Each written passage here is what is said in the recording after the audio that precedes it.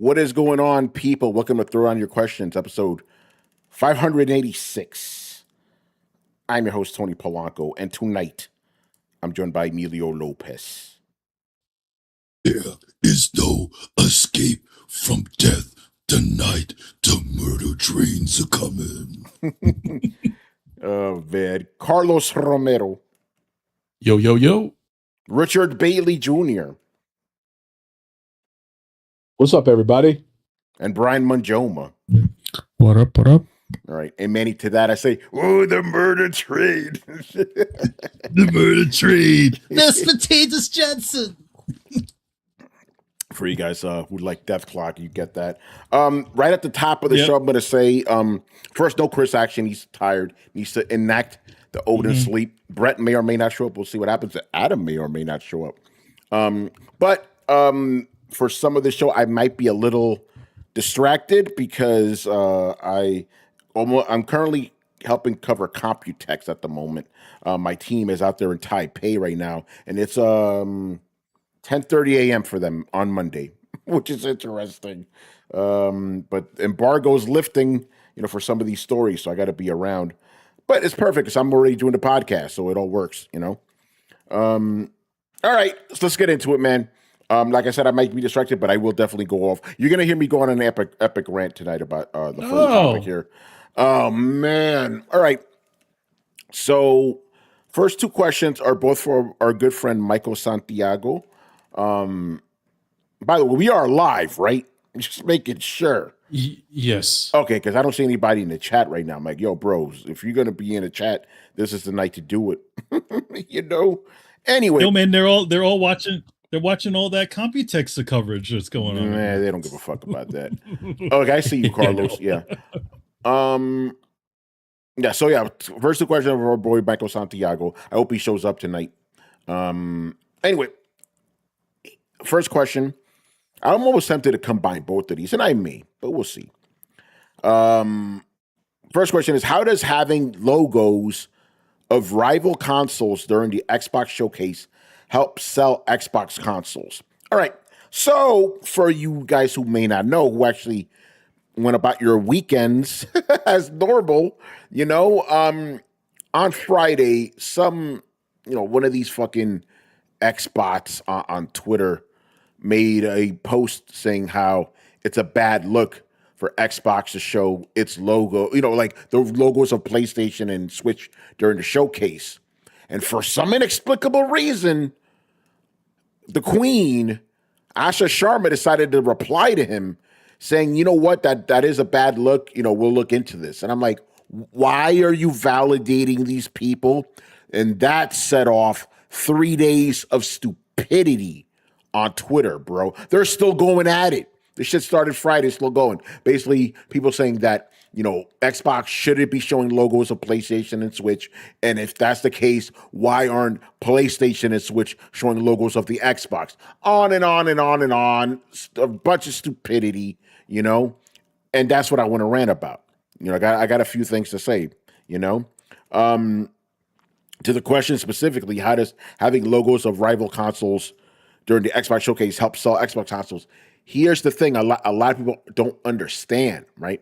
You're seeing this as if this was 15 years ago when it was all consoles against each other.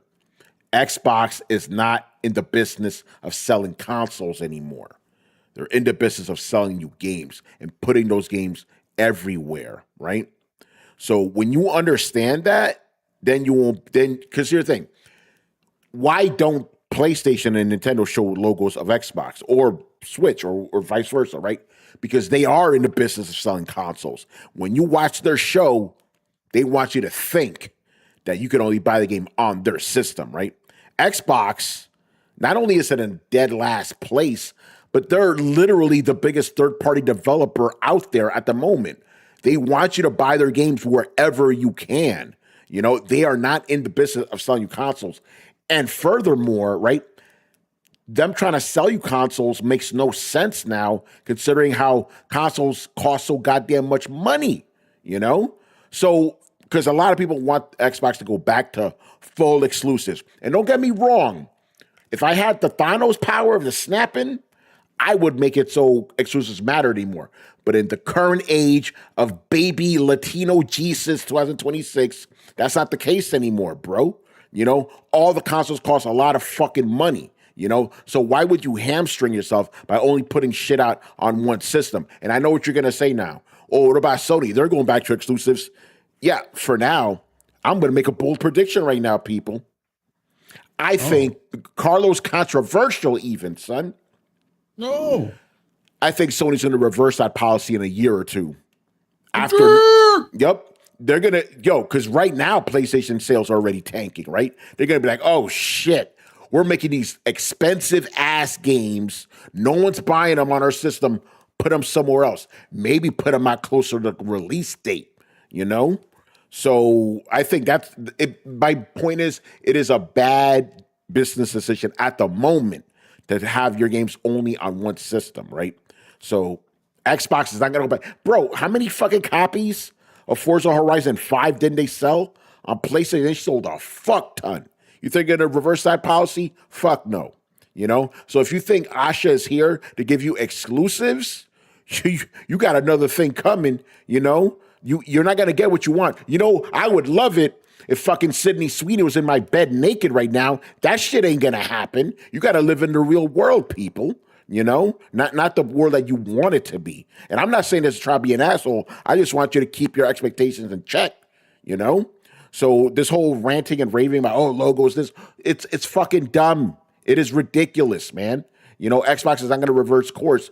And furthermore, Asha, honey, if you're listening to this, stop placating these fucking idiots. Stop answering to them. This is the shit that happened with Xbox the first time around. They built this parasocial relationship with people, and they thought they could run shit. You had guys like Tim Dog thinking he could tell Phil Spencer what to do.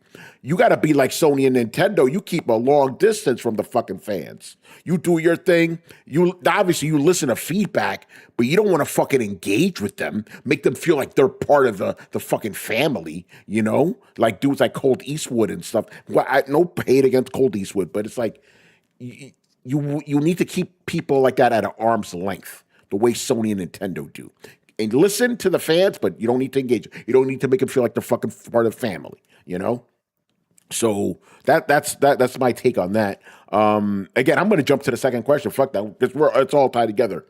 If logos don't matter, then why don't Nintendo and Sony show other platforms? I already answered that. Because they are in the business of selling consoles. That's why, you know? Go ahead, Carlos. Yeah, I mean, it is the blowback to all of this is more in line to what you mentioned. It's more of, like thinking about the console war from 10, 15, 20 years ago. Mm-hmm. At this point, Microsoft doesn't care about any of this. They bought Activision, they bought Bethesda, they bought all these other studios, incurred a whole bunch of debt to buy them. Now they're in the business of selling games. They couldn't care less about selling consoles. They want to sell games and they want to sell services. They want to sell Game Pass to all their consumers. That's what's important to them. Sony and Nintendo are still dealing with the same line of thinking of business strategy that they have 20 years ago and 30 years ago. They're more in line with that. That's why they do that whole, we're not showing the logos from wherever MLB The Show. We're only going to show PlayStation on it because, we need to make sure that people are thinking that it's only on PlayStation. That's their line of thinking too. Just like how all the people that are mad are thinking. But Xbox is not thinking about that. All they care about is selling the game. And yeah, I don't think it's really smart for Sharma to do all this interaction. Like Tony mentioned, it gives these people, which already have a parasocial type relationship with Sharma from the gate. It's like she's making them think like they have any sort of power. Like you can't be reactionary to all of this stuff. We've talked about it with Phil. You can't be reactionary to this. You have to have your plan. You have to make sure you stick to the plan and have a vision. Like, shout out to Jeff Keighley. You have a vision of what your brand is supposed to do. Not this reactionary stuff where, any inkling of criticism. And this is the smallest amount of criticism. It's not like, Sharma, you messed up, like, I don't know, you said something wrong or something like that. It's nothing like that. It's a minutia of a tactical move of a logo in a conference at the end of a video game trailer. Who the hell cares about that other than the sickos? No one. Don't engage with these people. You're giving them more power and more credence to whatever direction the brand goes to than they should. It's ridiculous. Hold up, no, Manny, let him cook. Let him cook. Carlos, keep going, son. I'm feeling this shit right now, son. Let's go. There is no reason for you to do this. And also, let's go back to the whole. Oh, these are your biggest fans. They're loyal. Well, where has that gotten you? Nowhere. You're in third place for a reason, and it probably is because you listen to people like these that are giving you all this criticism for the dumbest shit. Learn about, and also it makes me think, Sharma did, like, she didn't do her research. Where's Booty? Teach her about what happened to Phil Spencer when he started engaging with these people. It's no good. And yeah, man, it's ridiculous. Yeah, Manny, go ahead. So, so have they done it? Done what? Are they going to do it? Are they going to remove the logos? Oh, we don't know that yet. They said they're I don't think they are. They didn't say anything. But Manny, I agree with you. I don't think they are, but I don't like the fact that they're egging people on to think that, I mean, like, the thing about it is I think they just said that to shut them up, to be honest. And all this, this fan. Yeah, no, that's all it was. It's just, we're considering it. That's a fucking non-answer, or we're looking into it. No, I'm laughing because it didn't shut them up. It did the opposite of shut them up. Hey, now they're gonna watch it more, right? Just to see if those logos are there. Anyway, number one, it's like these so-called true fans of Xbox, they're supposedly living every single thing. Like, notice that some of those games that supposedly, those games that they supposedly supported didn't do any numbers. Like, you have all these, you have, like, it's all a bunch of fucking smoke. That's all any of that shit is. And as far as the selling consoles thing, I can only see that being a factor when they have a new console out. At this point in time, and I know, Michael's like, oh, it's gonna, how do they sell consoles? At this point, if the consoles are gonna go the way that we think that the speculation is that they're going to be releasing a new Xbox next year, then why would they even? What are they? They wouldn't even be worried about whatever's going on the previous Xbox. So they probably wouldn't be actively promoting the next Xbox until when that is, let's say the Video Game Awards or something like that. And maybe, just maybe, you may not see an Xbox, a PlayStation logo on one of those things, because they're actively trying to sell a new console as opposed to a dying console which is this current generation. Yeah. So that's my thought on the situation. I think they just said it just to be like, oh, what, as she usually does. Remember, like, the guy when he said, oh, bring back exclusives, and she wrote "Hear You." But again, why is she doing that? Like, you don't need to answer. That's the part that's frustrating to me. Like, don't say anything. Sony and Nintendo don't say shit. I think that also the thing is, I think they're also sort of falling back on what initially started the Xbox, which was essentially the people's console, even though they're a big, massive corporation. Where, in other words, they put out the idea that, oh yeah, we're one of you, we're one of the gamers, I'm willing to learn, those sorts of marketing tactics. Here's the thing, like, the moment when they close the door and everything, that's the there's a console, if you don't want to jump onto Xbox One, there's another console you can play, which is Xbox 360. That's when they essentially moved away from the fans. I think in general they're trying to do a little bit of that forward facing sort of stuff, where, like, hey, get the people excited in some way for this thing. But I don't think a lot of it means anything. I think the hear you stuff, all that stuff is just air to make it seem like she's a nice lady. You know, Yeah. I don't think it really means much. But again, these guys just take it to a whole other level. That's the problem. Well, you know, but that officially is their fault. That's their cult mentality that's causing all of that. All she says like, we're looking into it, or we hear you. Yeah. It doesn't mean anything. No, it doesn't mean anything at all. But to them, it does. It means like, oh, hey, look, they answered. Like, okay, so they answered. Doesn't mean a thing. Lots of people answered. Yeah. They're not just because they talk to you doesn't mean that they're your fucking friend. Man, the problem what you're saying is it's logical. These guys aren't thinking logically. It's like I'm not gonna say names, Manny, but we had a certain friend that anytime a girl even said anything to him, oh, she likes me. It's the same type of deal. Not understanding what's really happening. You know. Yeah, just because somebody answers something, just because somebody puts a little heart on what you have to say, that doesn't mean that you're there all of a sudden their buddy. Just because you're followed by somebody doesn't mean that they're even paying attention to any of the shit that you have to say. I'm sorry, you know, you're right. That doesn't really mean any sort of real interaction. So, you know, hey, it's nice she replied. But I don't expect anything to happen, and we'll see how much they lose their shit if it doesn't happen. Get ready, Brian. Get in here, man. What are your thoughts? I honestly don't have much context of what happened. I'm usually offline over the weekends. All right, fair enough.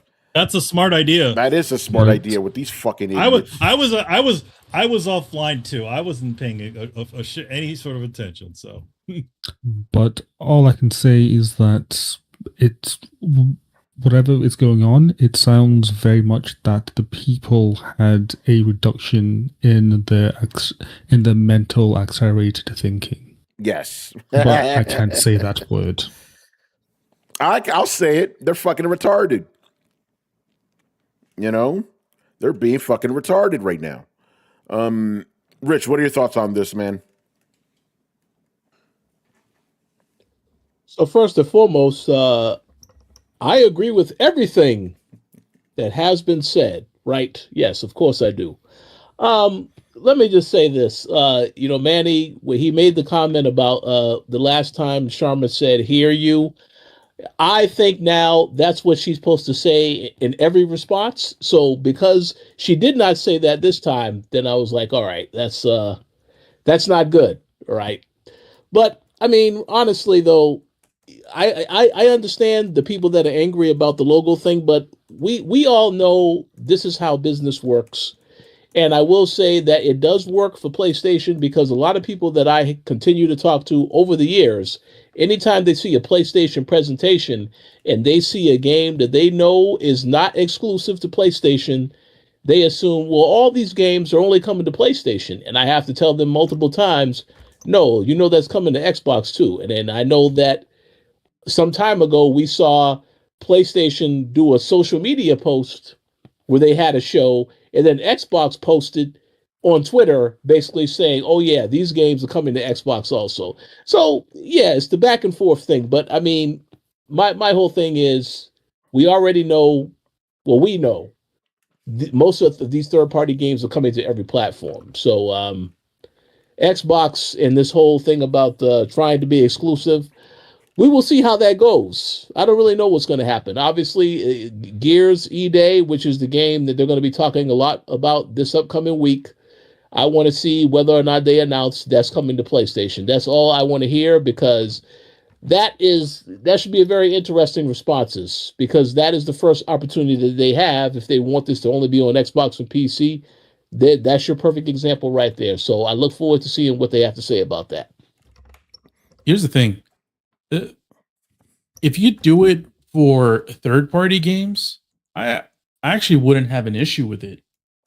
For first-party games, I think I would be more concerned because you're trying to sell as many copies as you can. If you're releasing a video game and people are seeing that your sales are lacking, You want to make sure as hell that people can buy the game wherever they want, because it is available wherever they want. If you want to do the exclusivity game, just make the game exclusive.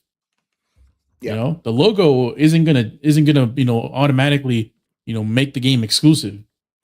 So, okay. Yeah, no, I was just gonna say, because I forgot to make this point. What these guys are basically because they want Xbox to do what PlayStation and Nintendo do, right? Basically, do not have the logos of the competition. So what they're telling Xbox is, I want you to lie to me. I want you to make me believe this is an exclusive. That's literally what they're doing. That's the equivalent of, your girl, she puts on a horrible fucking dress. She does not look good in that shit. She doesn't want you to tell her that. She wants you to tell her, you look good, baby. That ass looks fine in that dress. That's what they want. Xbox lied to me. I don't even want to see those logos. I want to believe this is an exclusive. This is how crazy these people are, bro. Mm-hmm. Yeah.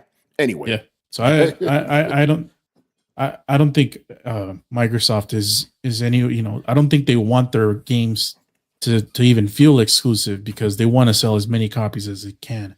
And like you mentioned at the beginning of the topic, Forza Horizon 5 sold 5 million copies on PlayStation. They want more of that. The reason why a PlayStation wasn't selling or isn't doing the PC exclusive stuff anymore, or the PC third party stuff anymore, is because those games weren't selling. Yeah. So it's just what it is, man. It's fucking insane. All right. Anybody else want to jump in on that? All right. Because surprisingly, we got a lot of questions tonight. I guess that's the whole pre-summer Game Fest deal, And I mixed these around in a certain order, All right. Lego Bro. Will these hardware price increases hurt casual fans looking to get into gaming? Absolutely. Listen, we've said this already, man. The regular person is being priced out of gaming, And again, yeah. I hate that whole, gaming was never, cheap. No, but regular people could still afford it. Bro, I was poor as fuck living in the project, still bought consoles, So I'm not trying to hear that. Yeah. Like we like $299, $299, stuff like that. Like you still just if you saved up enough, you could get one. That was the way it could have been, right? Few checks, you put a little aside.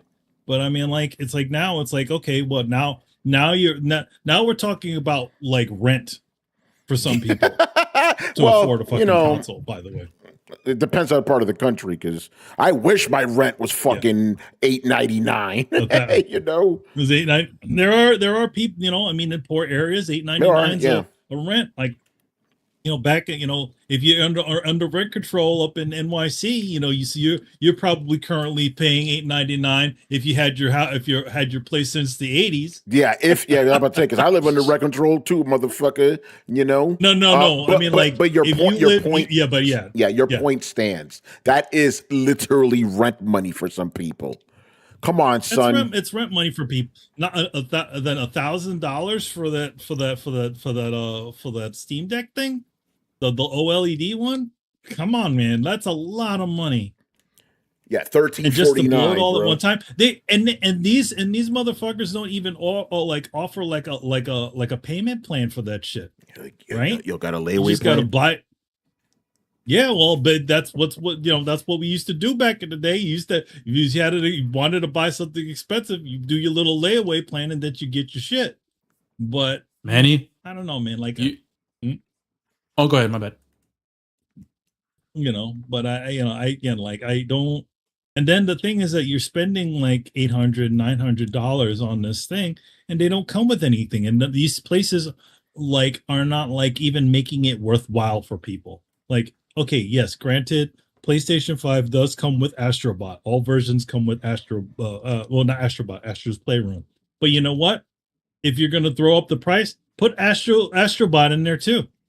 Just for the fuck of it. It ain't going to cost you anything extra to pop another game on that fucking console. I'm sorry. fill up the memory, put the memory on it. No, man, just throw it in there. Throw people some extra. If you're gonna charge people this much money for shit, throw people extra initiative so they, extra bells and whistles on top of the damn thing, so at least it seems like it's worth fucking while. And then you're not just buying a console and that's it. Mm-hmm. Yeah, and I was thinking about this the other day, and I was gonna ask a question about it, but I completely forgot to ask this one. Or not even asking, but it's more of a just mentioning it. I'm pretty sure Microsoft and Sony and all of them for the next generation are gonna partner up with these creditors, like a firm in Klarna, like these types of companies that give you 6 months installment plans. You can borrow the money. I'm pretty sure they're going to do that. It makes for a good partnership because you're overcharging for these consoles, and the banks are getting the interest. But at the same time, folks think, oh well, I don't get to have to pay this off in one go. This $1,200 console in one go, I can pay it for a whole year. Might as well. Probably pay over $100 of interest, but hey, I can't do math. So yeah, they're going to have to do that now because again, I never liked the whole argument of like, oh, people buy expensive cell phones, they're going to buy expensive consoles. I always found that argument bullshit because you buy a console in one shot, you pay for a cell phone for years. But now if they introduce something like that, Carlos, then you're going to have to. There's no way people can afford consoles that cost that much fucking money, Mm-hmm. So yeah, I agree. Put that fucking Klarna plan up. Do something because you're not gonna sell systems, bro. Yeah. No, but it's fine because the Nintendo back in the day adjusted for inflation will be. Shut the fuck up with that bullshit. Don't try to justify these high prices, bro. The fuck is wrong with you? Yeah, this is the reason why we're getting these prices because of you fucking idiots. What happens? Yeah. Steam Deck get the price hikes. What happened, Manny? Sold out instantly. What does that tell the companies? Shit, we can charge that much. Sell them. Oh yeah. All you do is justify the thing. And I'm gonna say this: those fucking scalpers don't make this shit any easier. Because all these companies see is the sales. They don't see the other part of it. Where they if you go online right now onto the stupid onto Amazon, not Amazon, but eBay, you probably see quite a bit of those Steam Decks on there. Wouldn't be surprised. Just like you see you saw a bunch of PlayStation 5s on there too. And again, the thing, vote with your wallet. You should absolutely do that. If you don't like Manny, they are voting with their wallet and they're fucking buying the shit. That's the problem. Yeah, well, the thing is the problem is that they're just accepting it. And that's the thing. You don't just accept something. And I understand a lot of these people, especially on both sides of the fucking aisle when it comes to PlayStation, all three sides of the aisle, every single one of these people, not everyone, a lot of these people are fucking indoctrinated and just accept every single bit of, the price. Well, that's just how much things cost these days. Don't let them tell. Remember, even though they're saying what the price is, how is it that you look at places like Japan and all of a sudden they have a $399 fucking console? Yeah, it's all bullshit. How is it that these guys are having record-breaking profits and then they're saying, we need to raise the price? No. It's all fucking bullshit. They don't. They do this shit to you and everybody else because they want to. This is my term, the toe dip. That's what it is. They want to see if people will bite. They want to see people bite, and if you start biting, then that means that's why we continue to get it. Yeah. Same thing with the what was it with the the $70 games, right? Mm-hmm. And now it's going to be $80. Just think about it. $80. Just think about it as a fishing simulator. if you have a quest to fish and you find a spot and fish keep catching, there's no point in going anywhere else. That's it. You found the vein. Like you're You got the mining platinum. and Found the shit. vein. You found the You vein. found the Keep vein. tapping Yeah. it, Manny. Oh man, you fucked me up right now, man. Again, they are voting with their wallet. That's the fucking problem.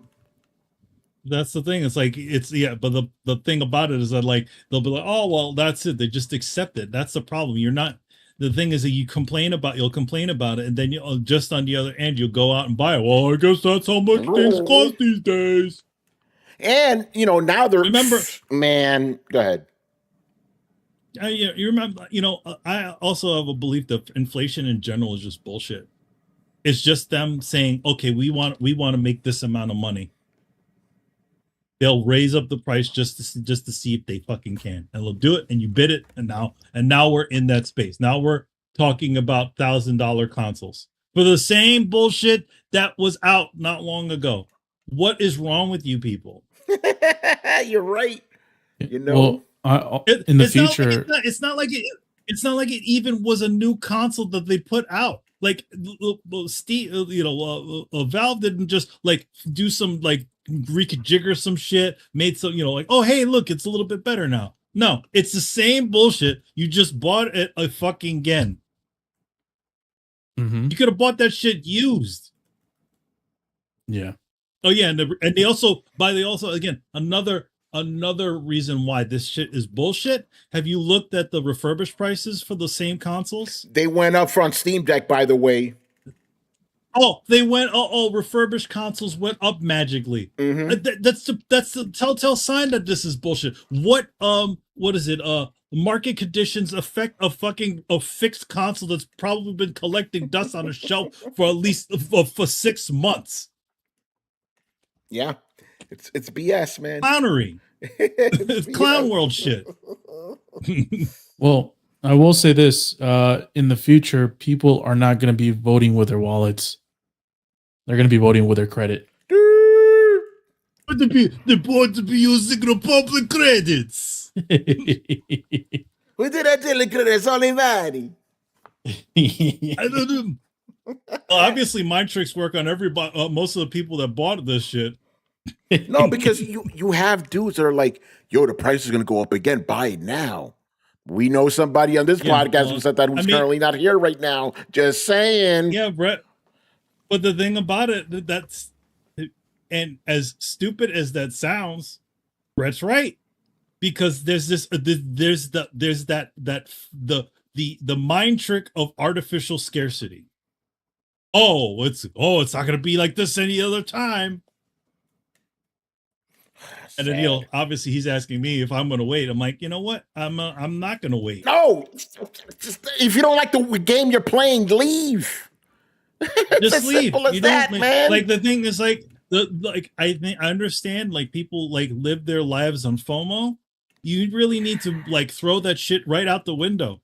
Like it, if you're, and Brian can attest to this. You know how certain games are a lot more expensive than others. Have you ever waited like 6 months and saw the prices again? Motherfuckers need to be like Brian right now, bro. Wait it out. Wait, you too, just man. wait this shit out. Wait it out. I'll wait the shit out. I like. Here's the thing. I don't like. There's quite a bit of games that I might want to play fairly recently. But to be honest, like, do I really want to play? I mean, I hear good things about James Bond. Do I want to play that right now? Do I need to play that right now? No, I'll just wait until James Bond drops. Yeah, wait for James Bond to drop down to to a lower price, and then maybe pick it up then. I already have my trail of things that I want to pick up, so it's like, no, I'm still playing Pragmata, and that's it. Is what it is. It's again like these things are not going to go away. And if you wait it, like I say, just wait the shit out. Yeah. And again, if you cut it off, right? Like if everybody united and cut off at the same time and didn't pick those things up, you would have totally saw them reconsider, like, hey, oh wow, this thing's not selling. What are we gonna do? Just let it sit there. Unfortunately, people aren't doing that. They're doing the opposite. No, again, that's it's the artificial scarcity talking, and like, oh well, it's because it was out of stock for I don't know how many, like a year, right? The Steam Deck. No, it wasn't that long. Like, It wasn't that long. It wasn't that long. How long was it? It was like 3 months or something like that. Yeah. Okay, so they're looking at there's that sort of thing. It's like it was out of stock for 3 months, and then all of a sudden now everything gets more expensive because of tariffs. And even though they say that the tariffs aren't exactly affecting certain things, and who's and what's it, and I don't know, man. But again, like record-breaking profits across the board all of a sudden, but they still need to raise the prices. Bullshit. Yeah. All right. Anybody else? The question was, are these prices going to hurt the casual fans? Yes.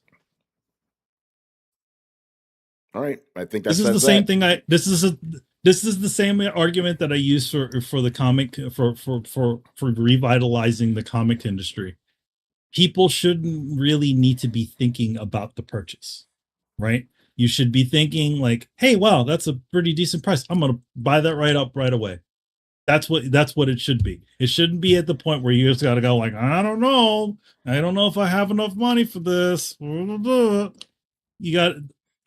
I think it should be more of a if it was in the reasonable location, I think it makes a lot more sense. And then again, regular people, walking down the street, those guys, which make up the majority of the business out there.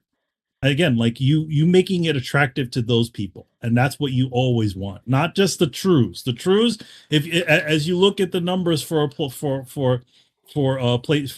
the PlayStation 5 Pro, which is an enthusiast console, enthusiast tier, I guess, right?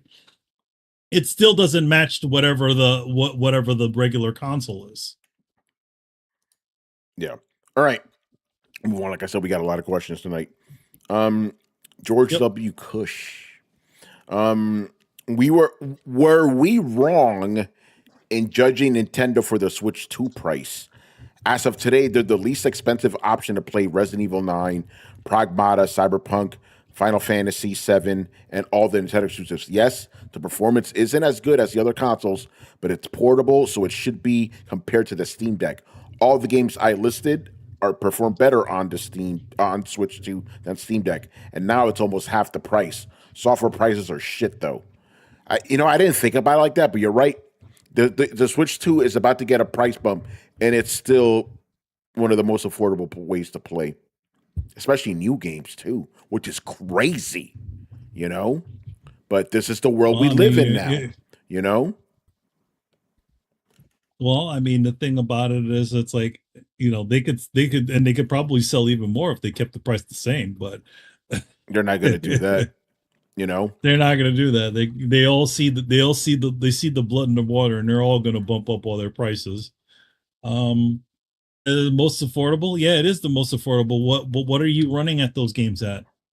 They're running them at less than 10. He's basically saying he's saying it's a better deal than the Steam Deck because the games run better on it than Steam Deck. But I mean, let's say if you put comparable specs on your Steam Deck. But you're not. Remember, yeah, what you could do, you can lower the resolution on per game. You could match the specs of a Switch 2. The only downside is that the Steam Deck doesn't have DLSS, does it? No, it doesn't. He's saying again. Look at it from the perspective of someone buying a new console, right? The Switch 2 is cheaper, and you can play some of these games at better performance than the Steam Deck. Well, I also think, and to be honest, I don't think I hate to say this, but no normal person on the street, even though Steam does very well and there's a lot of people on that thing, it's still the public, the most public facing console is the Nintendo, and it's going to do better because of how many places it is compared to the Steam Deck. Yeah. But yeah, I think Steam Deck is not making, even though it's selling, even though we're hearing about it selling out, it's not doing Nintendo numbers. No, it's not, because you can only buy it one place. You can only buy it in one place and maybe at one store. Yeah. So it's still an enthusiast console. Yeah. So I guess, to answer the question, were we judging Nintendo too harshly? Maybe, but it's still not good to raise prices, No, I to be honest, no. I will judge them exactly. The story doesn't change with that situation. They're still overcharging for something. They're raising the price for something that was originally another price. They should take the hit. Yeah. What about the rest of you guys? They're already what is it? Manufacturing those things at a huge because it's a lower spec console. So they're already getting a deal off of that thing. It's already old fucking tech. So no. If I remember correctly, I think the Nintendo, even though they're making a profit off of it, it's not that much. Like the Switch actually costs them as much to manufacture to sell, or it used to at least.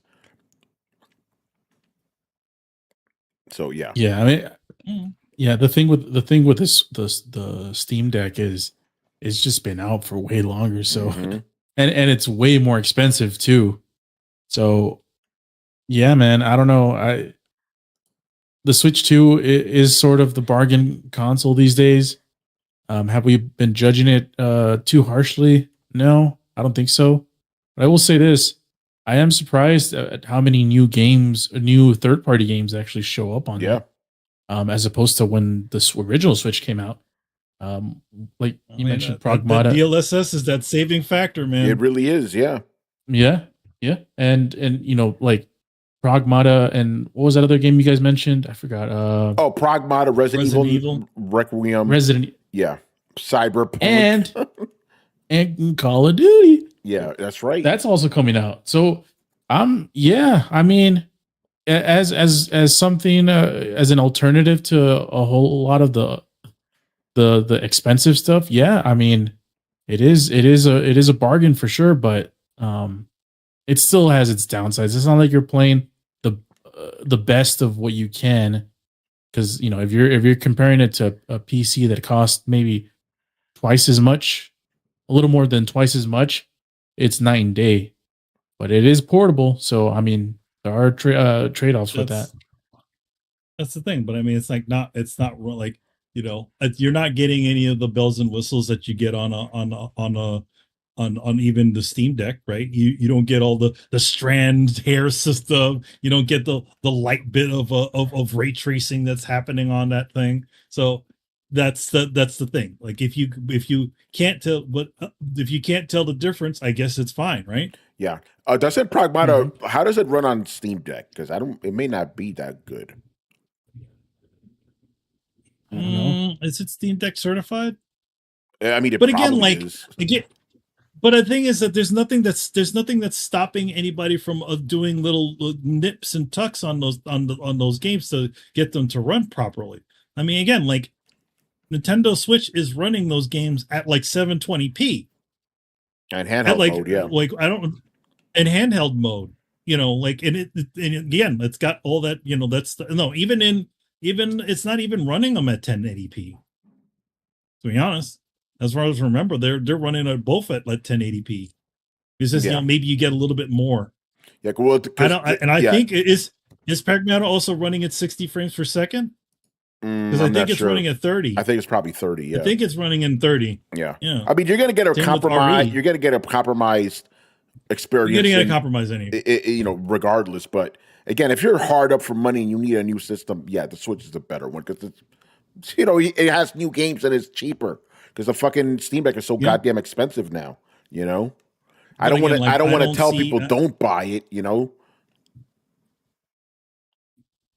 But you go as a whole from like a general. The thing is, like from a general market thing, I would also say like, why even bother on a niche console like a Steam Deck? That's for a niche audience. Yeah. So you are saying get a Switch then? I'm saying get a Switch, regardless, because it's easier to get. You can currently buy a Switch anywhere at any store right now. Yep. So I would say that would be the better deal if you want to use that word.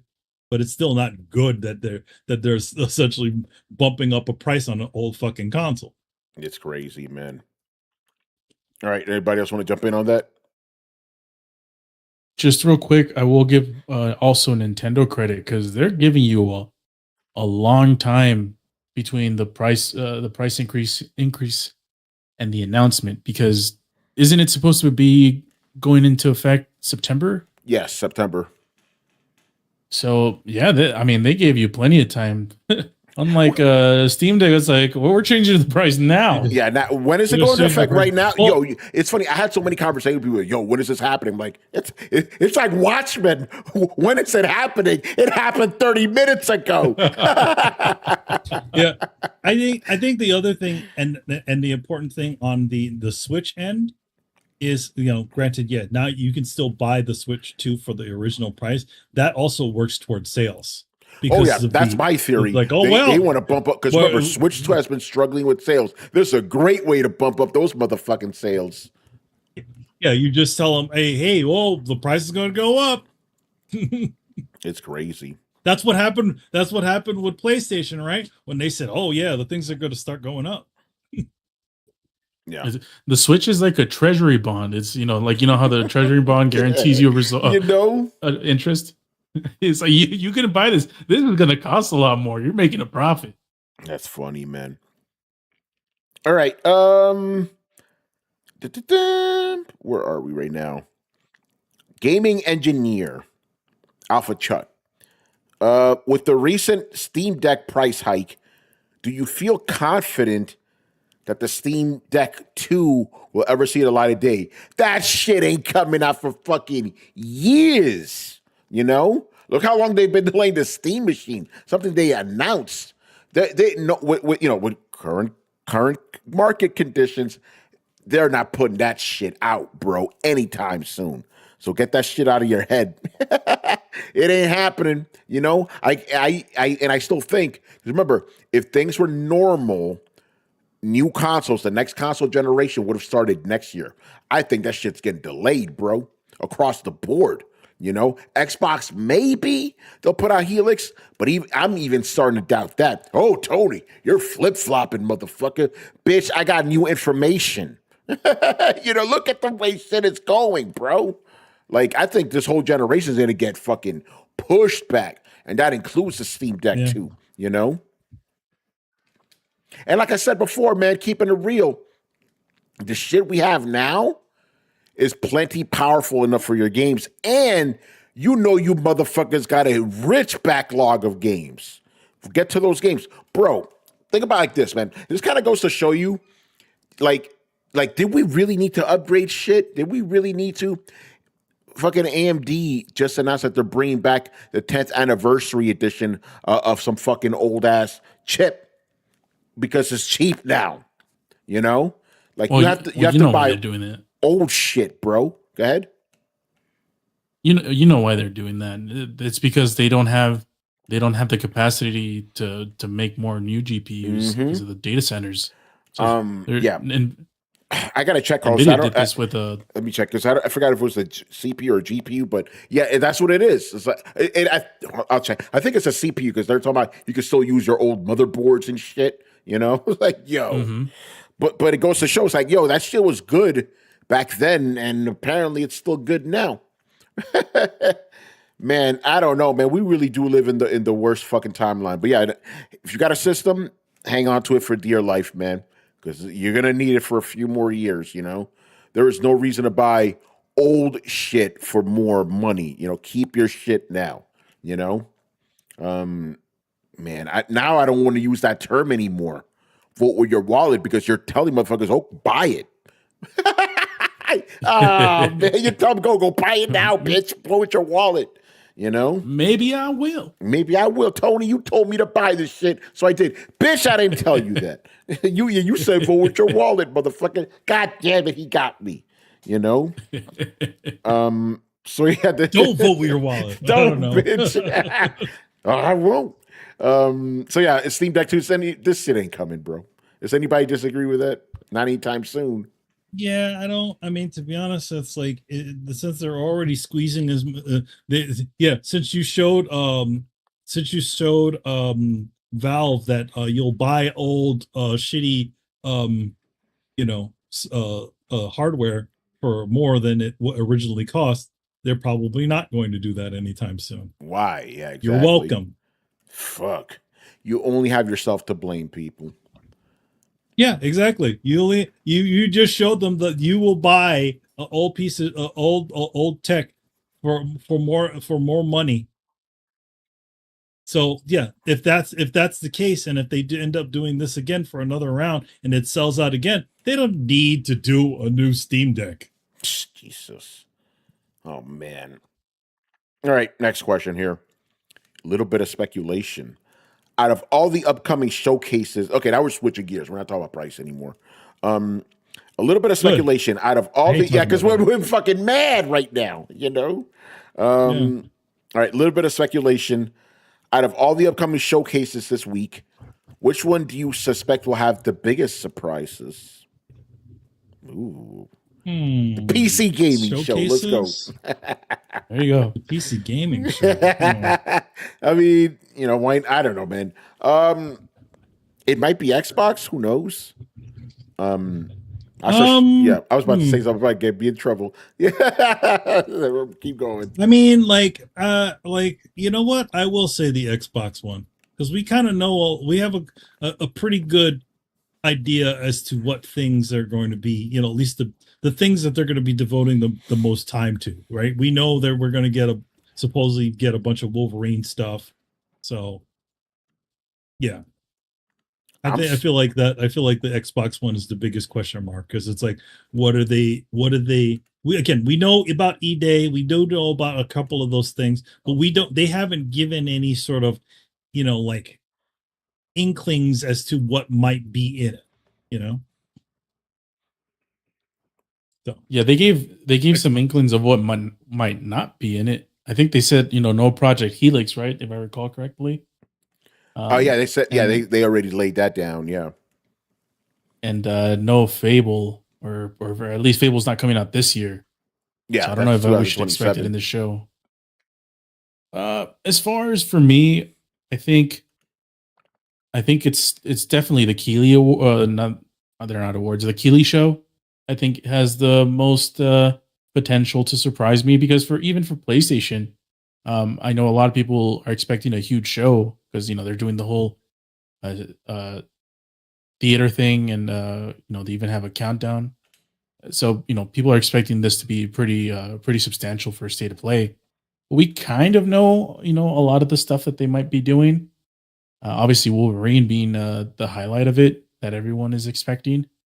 Maybe Intergalactic, but yeah. So, but for the Keighley Awards, it's always a crapshoot. It's like, yeah, we're gonna get a lot of fluff for sure. A lot of those weird commercials, maybe some Muppets, but then who knows? Maybe we'll get a Kojima sighting. Maybe we'll get, you know, From Software. Who knows? And something that's the least expected will probably show up in that show. You know, I'm surprised we haven't had any. Kojima is in the United States, so there you go. No, but yeah, I'm surprised there hasn't been any Xbox leaks. Usually, that is a leaky ship, you know. So maybe they fired all the people that leak everything. Maybe the people that time. Yeah, there's still time. There's still time. We still got a week, you know. I'll go down the line here. Rich, what do you think could be the biggest surprises, or where do you think it might happen? Well, first and foremost, that is a phenomenal question, because I will be at the Summer Game Fest show that's happening on Friday. Let me start and say this right now. I do not think that's the show that's going to have the most surprises. So obviously, yes, it will have a lot of ads, a lot of promotional stuff for different games and stuff like that. That's what they always have at the show. There may be a few surprises here or there. But But to answer the question, I think 100% what you guys said about Xbox. It has to be Xbox because the Gears E-Day, that's a separate showcase. So that's not even a part of the Xbox showcase. So yeah, I definitely would like to know what all they're going to have in that Xbox showcase because yeah, like you said, they haven't said anything. They said only games and nothing Project Helix related. So I think that's definitely my answer for sure. Yeah. Brian, what do you say? What do you think is going to be the biggest surprise, or who's going to show the biggest surprise? I think I'm with Rich on this one because I don't see Keeley getting anything major. I think he'll say that for the Game Awards, as he always does. So, ironically, the Summer Games Fest will be less exciting than the Game Awards in terms of announcements, which in and of itself is strange. In terms of the consoles, I'm just having a hard time trying to think what Sony can surprise us with. Even if they do a Bloodborne remaster, it's at a point now where everyone expects it to the point where it won't be surprising. It'd just be like, oh yeah, they're finally doing it after everyone said. What would be surprising if they do a Bloodborne remaster and they put it out on PC as well. That would be surprising. Whoa. That's not exactly, but it's not going to happen. I think Microsoft has the most room to surprise us purely because we just don't know what they're working on. Like, they have too many studios and not enough announcements. And with Sony, I think they're just going to bank a lot on Wolverine because that's the game of the holiday. Possibly talk more about the next Naughty Dog game. And I don't know what else they can really show that would be surprising. And the PC gaming conference will just be more random games. I would like to see what Devolver Digital is up to. I've not checked in on them in like a year or two. But yeah, I'm with Rich on this one. Xbox is more likely to show us something interesting, in my opinion. I wonder, and it's also the first stream with Sharma at the helm. Yeah, it's gonna be so she's interesting. gonna. I got a joke that I'll make after the show, but Yeah, I was about to make a joke too, but I get in trouble. Yeah. Yeah. So I do agree that Xbox does have the capacity to make a lot of interesting moves. We do know that Call of Duty will probably be at this show, since it's going to be coming out later this year, and I don't know if they'll have a separate conference for Call of Duty later on, but this would be a good time to showcase it for sure, or at least expand on the initial trailer that came out. And yeah, I don't know what Fable. I don't know what else they can show.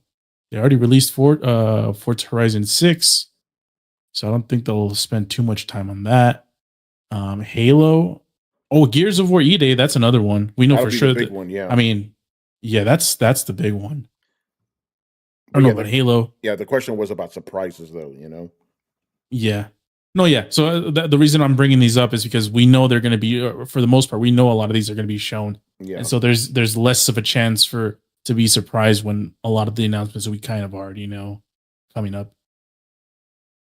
Makes sense. All right. Now we're getting to the part where I'm getting distracted by work, your boy. Oh. All right. What are we doing here? Where are we right now? This one's kind of tying up, next week and prices. Here we go. Mr. Lego Bro again. Since it is the unofficial start of E3 week, what will the game companies have to show to get gamers to forget about all the prices? Well, it's tough. It's like, oh, I want the game. How much does that shit cost? Like, oh man. I don't know. Good stuff. Bloodborne 2. I don't know. GTA 6. GTA 6. That ain't happening. Not during that show. They're gonna do that on their own time, I wonder if they'll sort of announce it during the week, because I don't know if the question was in particular with the Summer Games Fest presentation, Yeah, or the pretty Summer much. Games Fest timeline. Yeah, he just said because he just said this is the unofficial start of E3. So Yeah. take it how you will. So I mean, it would be pretty crazy. Like, we have the Xbox showcase, the PlayStation showcase, and the Summer Games Fest, and somehow Rockstar decides to show the poster, and that's what takes the most of the conversation down. But yeah, it would be that's the game that could numb people's aspects of console prices. Heck, I mean, even it might even get me if they say it's like, oh, PlayStation 6, it's only going to be on Project Helix and PlayStation 6. But it's going to have the upgrades and all the bells and whistles. Shit, it might even fool me to buy one. Damn, you're going to That's vote the with power your of wallet. GTA. I know. Go vote with my Klarna. Foot. They got a layaway plan. You got a layaway plan. Man, But yeah, go ahead. Got to get pre-approved to buy a console these days. That shit is crazy, man. Pay as you go and shit. All right. What about the rest of you guys? What do you think is there any game or set of games that could help people forget about the price hikes? I wish we had that mic drop from years ago, where PlayStation dropped the price and everything, just all communication just stopped. When he just said $299, $399. No. You're right. You're right. The Sega Saturn one, right? $299. Yeah. My man walks off. Yeah, $299. That would definitely get people blowing up. They said something crazy like that, but I don't know. Like, again, like it's obviously it's what things could they get people back. I mean, a lot of people just all they need to do is just say some familiar name or some familiar franchise, and that makes people forget shit. Uncharted's back, baby. Yeah, Uncharted back all of a sudden. Naughty Dog shit in the bed, but we gave it to somebody else. Oh shit! Could you imagine that? Yeah, Rich. What about you, man? I mean, the thing is, get in here.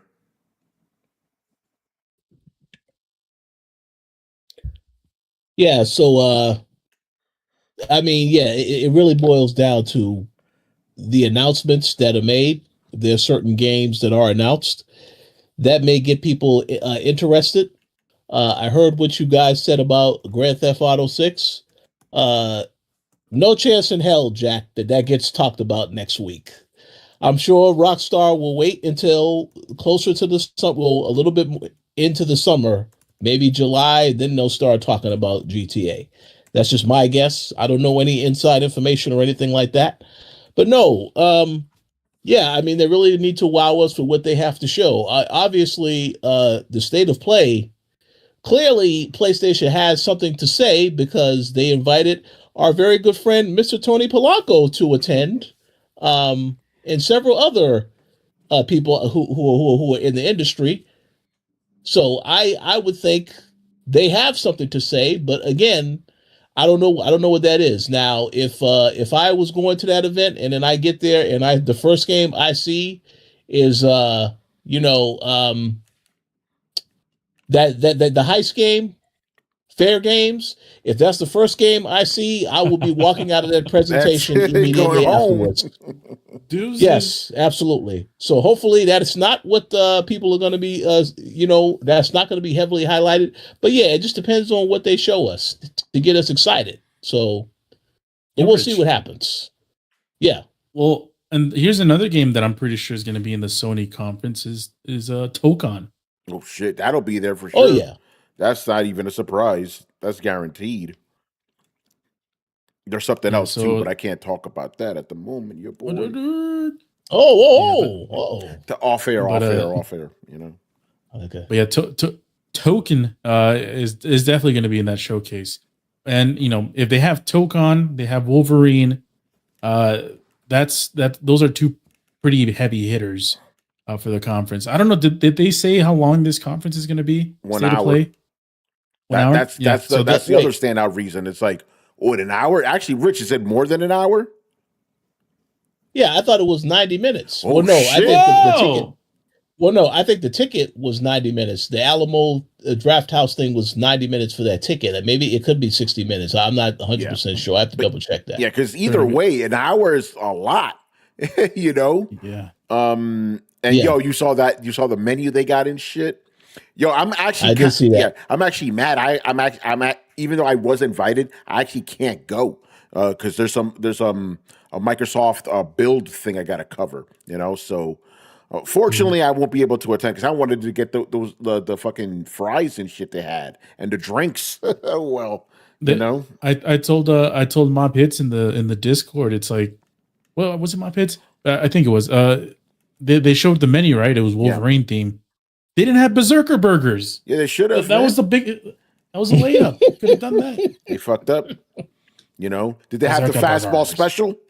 If they don't have a fastball special, these motherfuckers fucked up. You know, for the drink, the fastball special, son.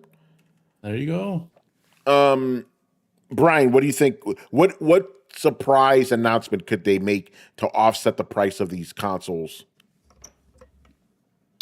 I have the perfect answer for this. The only surprise announcement that they can do that will 100%, and I guarantee you that it will offset the price of its consoles, is a price cut.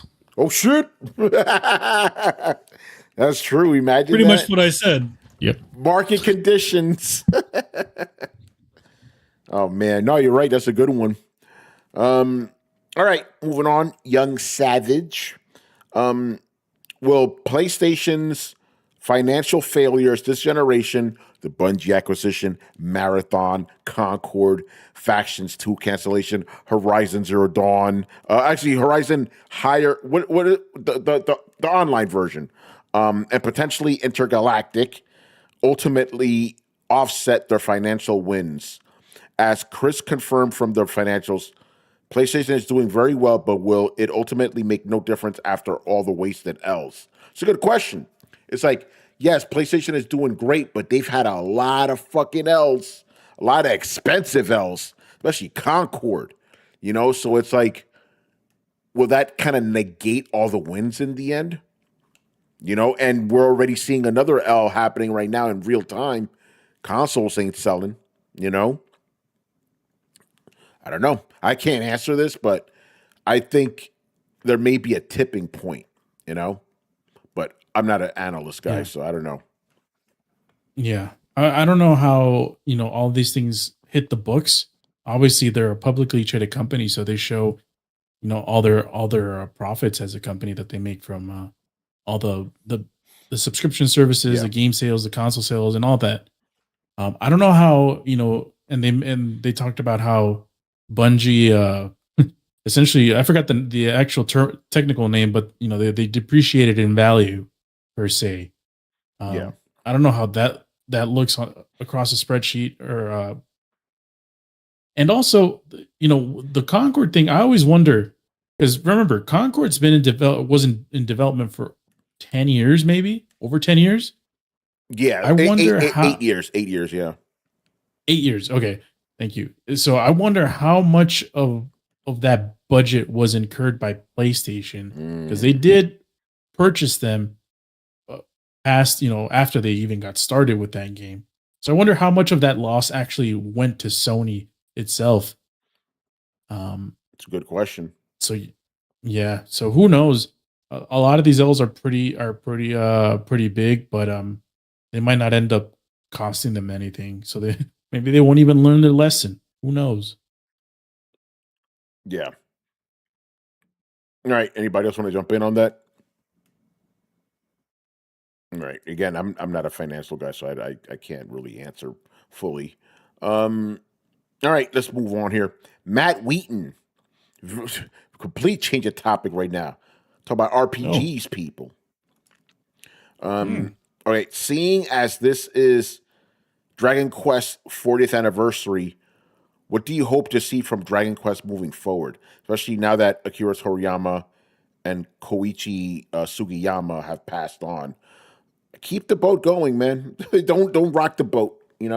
Actually, what I would like to see, please, more steady releases. Like, listen, I get it. Like, it takes a while to make these games, but like, can we at least get them every 3 years? I don't think that's asking too much. Because Dragon Quest 11 was fucking ages ago. Was it 2017 or something? 2018? It's been a hot minute. So, if you could bring them out at least less than 5 years, I'll be happy. I think that's my main answer. Bring them out more frequently. That's what I want. Yeah, I think that is the perfect answer, Tony. And my immediate answer is very simple. Very simple. Give me a release date for Dragon Quest 12. You show me the game and you say it's in development, and then that's it. No, I need a release date, release window, something. That'll be fantastic. But yeah, I do think they're going to try to do this more often. I know they released the remasters and stuff over the last couple of years, which is great because that's how I got into the series, with playing those games. So, but yeah, they definitely need to try to release them at a much better pace. I think that could be a really good step in the right direction. Yeah. Yeah. I mean, my answer is be more like Claire Obscure. That was the sarcasm. Okay. Yeah, I'm with Tony. I haven't really played Dragon Quest that much in my life. Ironically enough, I played Dragon Quest as a kid. I just didn't know. Dragon Warrior. It was called Dragon Warrior. Yeah, on the NES. I was like, I had the game, and I was looking up on all my old stuff, and I'm like, Dragon Warrior. Oh, man, that just goes back. And then I looked it up to see how much it would cost. And then when I was doing that research, I'm like, oh shit, it's a Dragon Quest. I'm like, oh, what? Excuse me? That's how I found out. So yeah, I mean, Dragon Quest 12 is definitely a game that I'll be looking forward to playing when it comes out. Hopefully, it's a good entry to the Dragon Quest franchise. And yeah, like Tony said, make them more frequent, man. A lot of people play these games. Give them more games to play. Yeah, and by frequent, I mean new games, because they do drop a Dragon Quest game every year, but they're all like remakes and shit, Or builders. Yeah, or builders. That's right, which are actually very popular, believe it or not. Pretty crazy. All right, next one here, also from Matt Wheaton. Stop me if you've been asked this before. We probably have, but we'll see what happens. What are your top 5 favorite JRPGs of all time? He goes, and this is in order from like 5 to 1. Dragon Quest 8, Legend of Dragoon, Final Fantasy 6, Chrono Trigger, and number 1 is Xenogears. By the way, I'm not going to dictate that or mandate you guys do 5. 3 is fine, because I can't even think of that many. And I'm going to do something Riku doesn't like. I'm going to do mine in no particular order. Riku, he doesn't like when I do that. He's like, nah, you got to put it in order. I'm like, no, fuck that. I put them. I do it however I want, motherfucker. Obviously the GOAT of GOATs, Final Fantasy VII, the original, that's in there. Skies of Arcadia, very special game to me. I love the sense of exploration. And Dragon Quest 11, great game. That was my first Dragon Quest, so it holds a very special place in my heart. I was actually, no, that's not the first Dragon Quest. Like, I did play 1 and 3, the remakes of those, like maybe a year beforehand. But Dragon Quest 11 is fucking awesome. An honorary mention to Tales of Arise. I really enjoyed that game. Right. Rise. Yo, Tony. Yeah, and of course, all the other honorary mention. Actually, fuck that. I guess that is my 5. Final Fantasy X. Oh, dude. So yeah, Tony, question: since you're the Sega head here, no. What about Phantasy Star? The thing about Phantasy Star, I never actually fully played them. I played some of 2, and I think some of 4. But that was back in the day when I was not a JRPG guy. You know, it was Final Fantasy VII that finally opened my eyes. So, like, I try to go back. But you know, when you're playing old JRPGs, you need a guide for that shit. You know, but I do definitely want to go back because I always, even back then, I was like, oh, I like the art in this. I like the music. But it's very kind of strange and stuff. All right, I'll go down the line here. Oh, but actually, before I even do that, Brian, should I even bother with you? I don't know if you play JRPGs. I don't think you do. Not enough to answer the question, so skip me. Fair enough. Manny, what are your favorite JRPGs? You can just rattle off whatever you want. No particular order. Final Fantasy 4 or Final Fantasy 2 in the United States. Final Fantasy 7, Parasite Eve. That's a good one. Let's see. Dragon Quest 8. So that's 4 now. And what's the 5th one? There's another one. I really liked Rogue Galaxy. There you go. Go ahead, Carlos. So I'll go with Final Fantasy VII, which is coming, and this is in no particular order, by the way. Final Fantasy VII. Riku, sorry, Riku. Sorry, Riku. Maybe for the end of the year list we can do it. Okay. Persona 4 and Persona 5 are definitely there. I will say, trying to think, Chrono Trigger. There you go. And a 5th one. Flare Obscure doesn't count. Yes, shout out to Riku. Trails in the Sky 1. Hey, there you go. Trails in the Sky. Trails in the Sky. That's funny. Rich, what about you, man? And it doesn't have to be 5 because I know you're kind of newer to JRPGs. Oh, Richard Bailey Jr. There he is. I'll do an honorable mention. Sorry about that. Well, go ahead. Well, go ahead, Carlos. What was you going to say before I say mine? Honorable mention to Pokemon Red and Blue, Pokemon Silver and Gold, Pokemon Ruby. Yeah, those are also RPGs that I really love. They do count. Okay. So I will try to not make Riku upset with my list and go in the orders of number 5. I would, and again, I have to double check to make sure some of these are JRPGs. Number 5, Fantasian Neo Dimension. Interesting. That's one of those games I played. Square Enix, it released the same year as another game that I am also going to mention, but I would say that's number 5 for me. Number 4, I'm going to say, and again, I don't know if this counts. Final Fantasy Tactics. Yeah, right? That counts. The one that counts. Yeah, that was phenomenal. That was a great game to play, so I have to put that on there. Number 3, I'm going to say the most recent Dragon Quest game that came out back in February, I think it was. Yeah, that was a lot of fun. Number 2, Romancing Saga 2, Revenge of the Seven. Oh, wow. Yeah, I enjoyed that game a lot. The whole kingdom system where, there's a different, you can determine who you want to be king, stuff like that. And of course, number 1, which I'm sure Carlos already knows, it's obviously Sea of Stars. Sea of Stars, baby. Yeah. That's excellent game. Riku's going to be still upset, though, because we didn't talk about Nihon and Falcom games, That's his favorite company. Yeah, I haven't played any of those yet. Yeah. I mean, like, I played East 3 on Super Nintendo back in the day. And I did play the demo of Trails in the Sky. I think it was Trails in the Sky. The remake that came out with last year. The reason I was hesitating is like, is it Trails in the Sky? Is it Cold Sky? Is it Cold Steel? What the fuck? Legend of Heroes?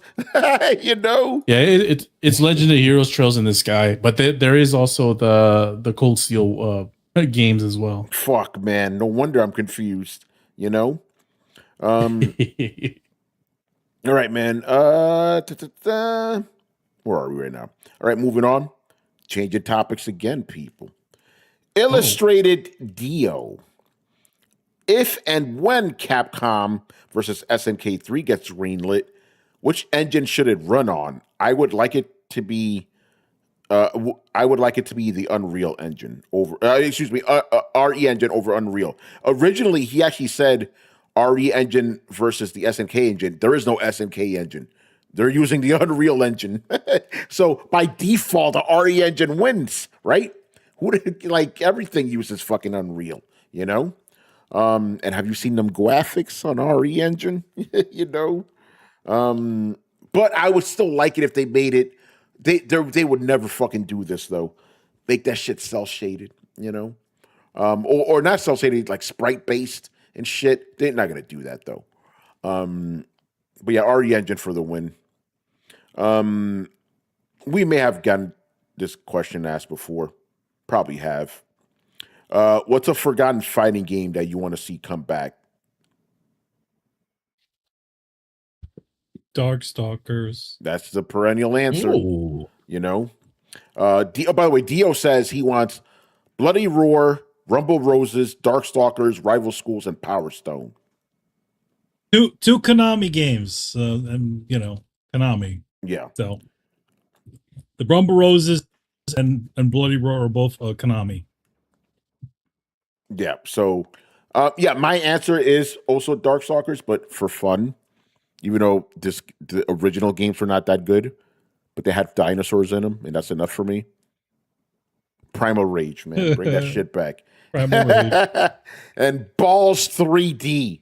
You know, all those fucking poverty games. That's a garbage. That's a garbage game. Fucking poverty fighters. The other stop motion game. What was that one? Oh God, I know what you're talking about. Clay Fighters. Bring that shit back. God, crap games. That game. I mean, it was it was cool looking, but man, that Yeah. And also bring back World Heroes Perfect. Oh wait, they already did. Manny, I'm not lying about that. Why are you bringing back World Heroes out of all games? Wait, what? Wait. Well, are they just trying to do everything but King of Fighters? They're just like, hey, look, we're doing Fatal Fury and we're doing World Heroes. Yeah, it's interesting, man. Barry Burns says Tobal number 3. Oh shit. Why not Tobal number 2? Those games never came out. Like Tobo number 1 came out, but Tobo 2 and 3 never came. Like a Tobo 3. I mean, put out the other games first. Yeah, redo those old games to get people. Yeah, but to get people to be like, hey, this is the thing. What you should be saying is Ergeist. Yeah.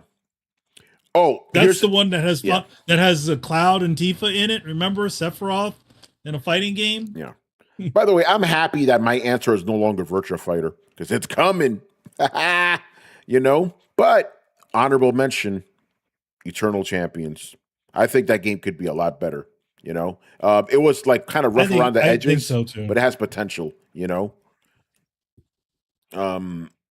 think so too. Yeah. What about you, Carlos? Forgotten fighting game franchise? Well, it's not forgotten right now, but it will be forgotten in a couple of months. Uh-oh. Marvel versus Capcom. Oh, shoot. Because the Token's coming out. That's right. It will be forgotten. Yeah, people are going to forget it. So, I'm answering for a couple of months. Marvel vs. Capcom, man. What happened? Yeah. That's it. Yeah. Rich, what about you, man?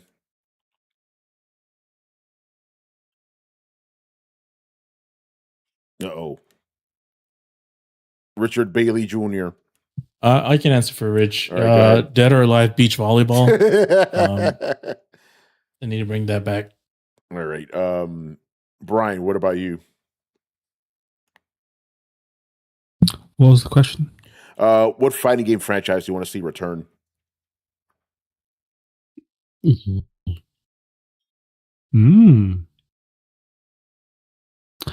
That's a good question. Again, unironically, Dead or Alive Beach Volleyball.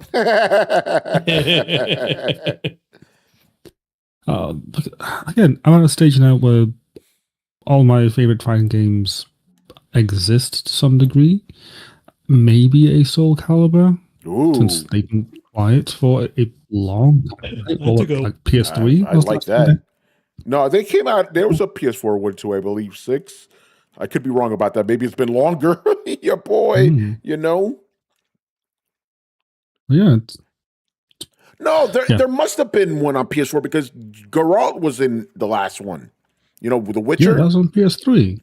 Fuck. I'm sure that it was on PS3. Yeah, it probably was, but let's check that out. Yeah. Soul Calibur 6. Came out in 2018. Okay. Yeah. Oh, wow. Yeah. Okay, so it's not too bad. But yeah, I think a Soul Calibur is much needed these days. Yeah, I agree. All right. I guess Rich doesn't want to answer. He's probably busy doing something. All right. Moving on here. Oh, Eurocar 9 people. Very interesting. The ninth Eurocar. You know? Realistically, what are some features that Xbox and PlayStation need to add, software or hardware, to the next-gen consoles to make the expected high price tag a bit more digestible from a mainstream perspective? For no reason whatsoever, I'm going to have Carlos answer this one first. Yeah. So I've been thinking about this because I read a wild ahead Adam appears. Hi, Adam. Missed you. Here's my answer. Because I don't trust them to do anything. But there's something that they can do. And it's the easiest layup I could give Microsoft and PlayStation. Sharma, Booty, what's the name of the PlayStation dude that Riku hates? I always forget. Holtz. Holtz. And the Japanese dude that no one bothers to learn his name, the new CEO. When the PlayStation 6 and the Project Helix gets announced or released, put in 3 to 5 old, or not old, but like PlayStation 5 games or Xbox Series X games that come with the box and have PlayStation 6 and Project Helix upgrades. That's it. You know, release The Last of Us Remake 3. Put that in, put God of War Ragnarok, put a couple of other games, and it comes with, you know, all the bells and whistles to be PS6 ready, so you can play it in 8K now, or whatever the hell these new consoles are going to be able to do. I jump in here and you're talking crazy. You're already talking crazy, giving away games. These consoles don't give games away. How dare you say that? No, he's talking theoretically. Here's the thing. You know, actually, you did say realistically though, Carl. So that's not realistic. Yeah, they would never do that. They would never. I wish we'd go back to the days that we actually got a game in the box and stuff. Those days are over. Well, and this is the reason why I mention it, because these consoles are going to cost over $1,000 each. The Project Helix is going to be $1,200 at least. So the least they can do financing. Oh yeah, we've Adam, trust me, we had a discussion earlier this show where my Xbox and PlayStation are they're gonna team up with they're teaming up with Klarna, they're teaming up with the firm. They're gonna do this whole promotion. It's like, buy an Xbox in 7 installments. Buy an Xbox, 20-month financing. It's gonna be like the phones. Yeah, that's you have to. Yeah. They.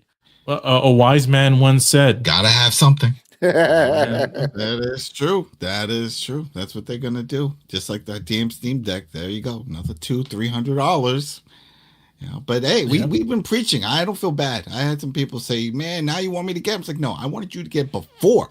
You didn't get it before. Now you're the sucker. Now you got to go in and fork it out. I've been preaching. We've all been preaching to the choir off the top of the hills. Get a Steam Deck. It's a butter machine. Get a Steam. I don't know, man. Maybe I'll get it. Now look. And then they want to go hit me up. Oh, you told me to get it. And now look at it. I told you to get it when it was cheap. You know? You held off, and now you want to bitch at me. You know what? I'm deleting you from my phone. And they're gone. And I don't have to talk to these bitches anymore. I'm done with you. You're dead to me. I said it, get it, and you didn't. So not my problem. You know who listened? Rich listened, and now he's so happy. He's happy all the time. If he doesn't reply to me, it's because he's playing on the Steam Deck. I'm like, hey, how come you don't reply? You know why? He's like, yes, I do. You're playing on the Steam Deck. I send him free games. I send Brett free games. Everyone's so happy. Chris is always happy. He sends me little emojis. So happy. You know, it's a fantastic device. He loves it. Everyone loves it. Always free stuff. You know, so with all those other consoles coming out with the prices, do we have a date for any of this? No, right? Or is it just a window of 2027? We don't even have that. We don't even have that. Okay. A lot can change between now and then, right? The prices, maybe memory stuff starts going down. Maybe some of these other things start switching up. That could be a thing. Maybe the price of plastic and stuff will go down because of the whole oil bullshit. There's things that can change it. These things aren't set in stone, and I think that if they are set in stone at some point, that's it. This whole industry is FUBAR. It's gone because kids today don't care. We care. We grew up with this. We grew up with arcades actually having to go to a place to play the games in hopes that we could play one day at home. Kids today didn't have that. So they play just their mobiles and all the free to plays. All these big time YouTubers that we don't even give a shit about that have hundreds of millions of subs are playing free to play games because the entry cost is it's free. So they can get these kids early on and then let the microtransactions gouge their parents and stuff.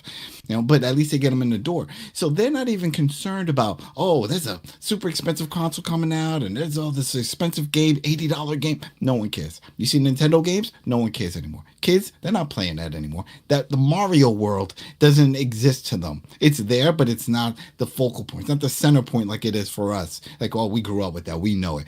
They don't care. You know, we went to the Mario movie. It was more parents happy and laughing than the kids were. So I feel that once you price up, now we're going Neo Geo style. And it's to the point that it's like when you look back at it and kids, when they start saying, hey, do I want something? I don't need that. Just give me a bunch of V-Bucks or give me a bunch of bucks for my, my other Roblox and stuff. That's all they care about. They're not going to want these consoles. And there's only so much our generation could tolerate before we say, you know what? I think I'm good with what I got. I don't think I need this right now. I'll just keep playing it. You know what? The back catalog, that's massive. It's massive. We all have a big catalog. And if somebody says that they don't, they're lying. So then go and play that. Go and play that. We always say it, right? Vote with your wallet. Vote with your wallet.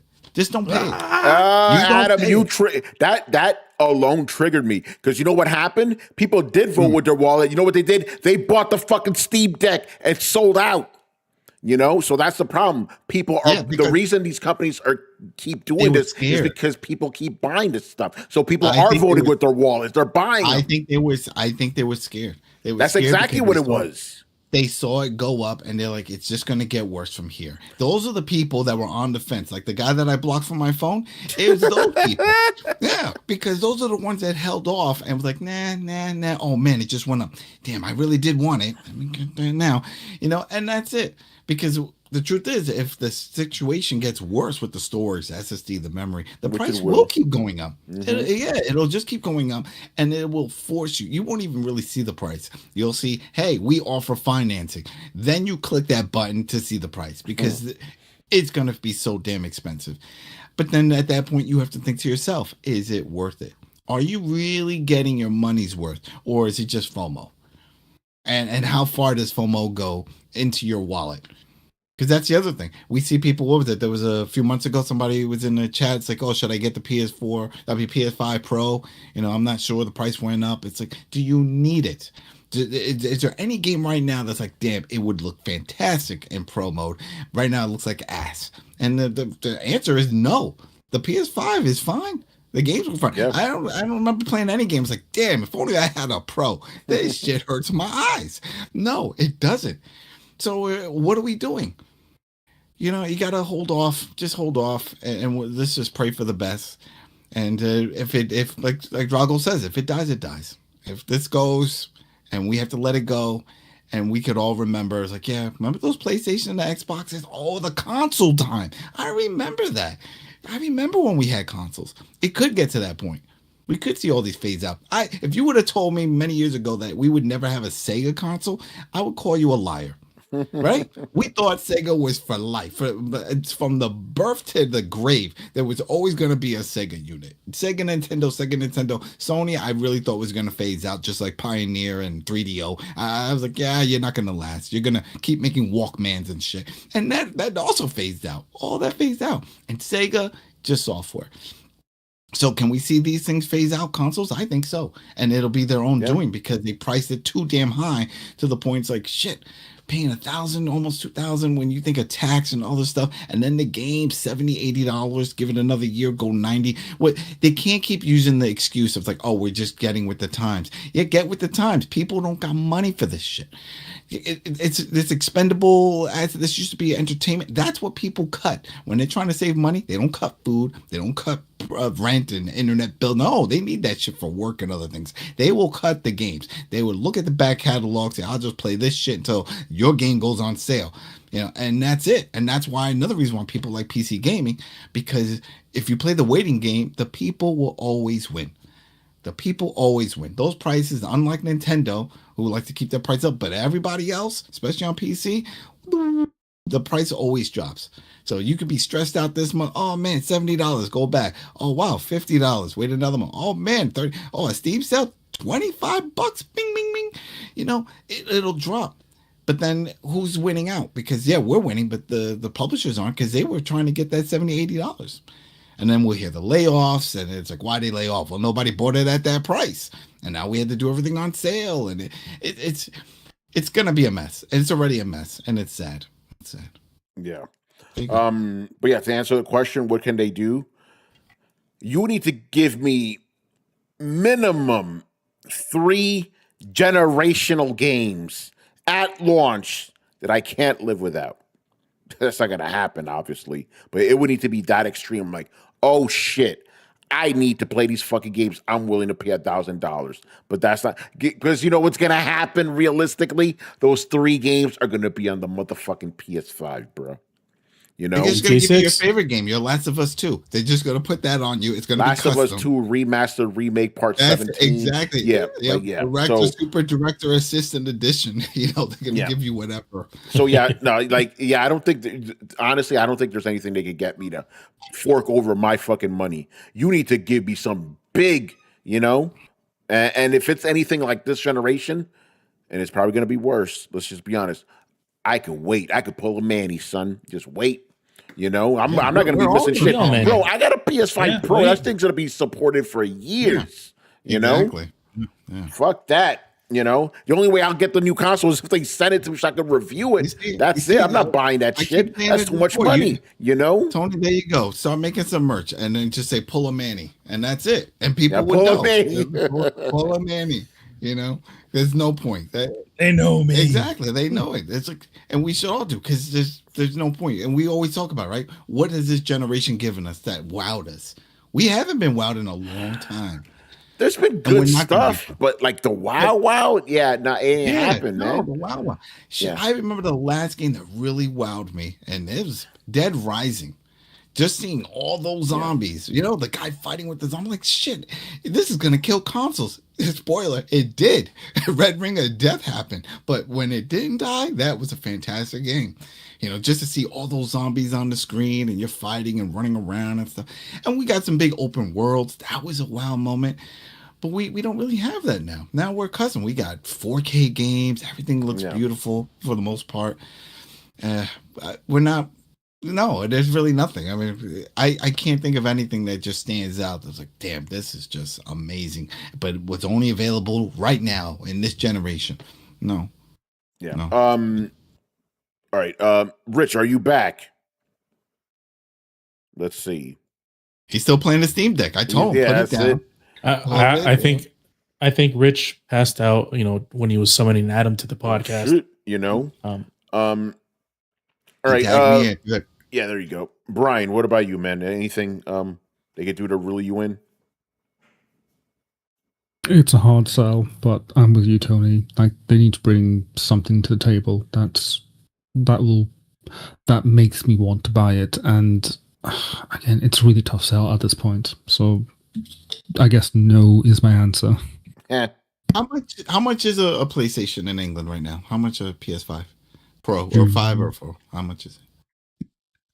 Good question. Probably expensive, super expensive. Because remember, the price went up way before around the world before it hit us.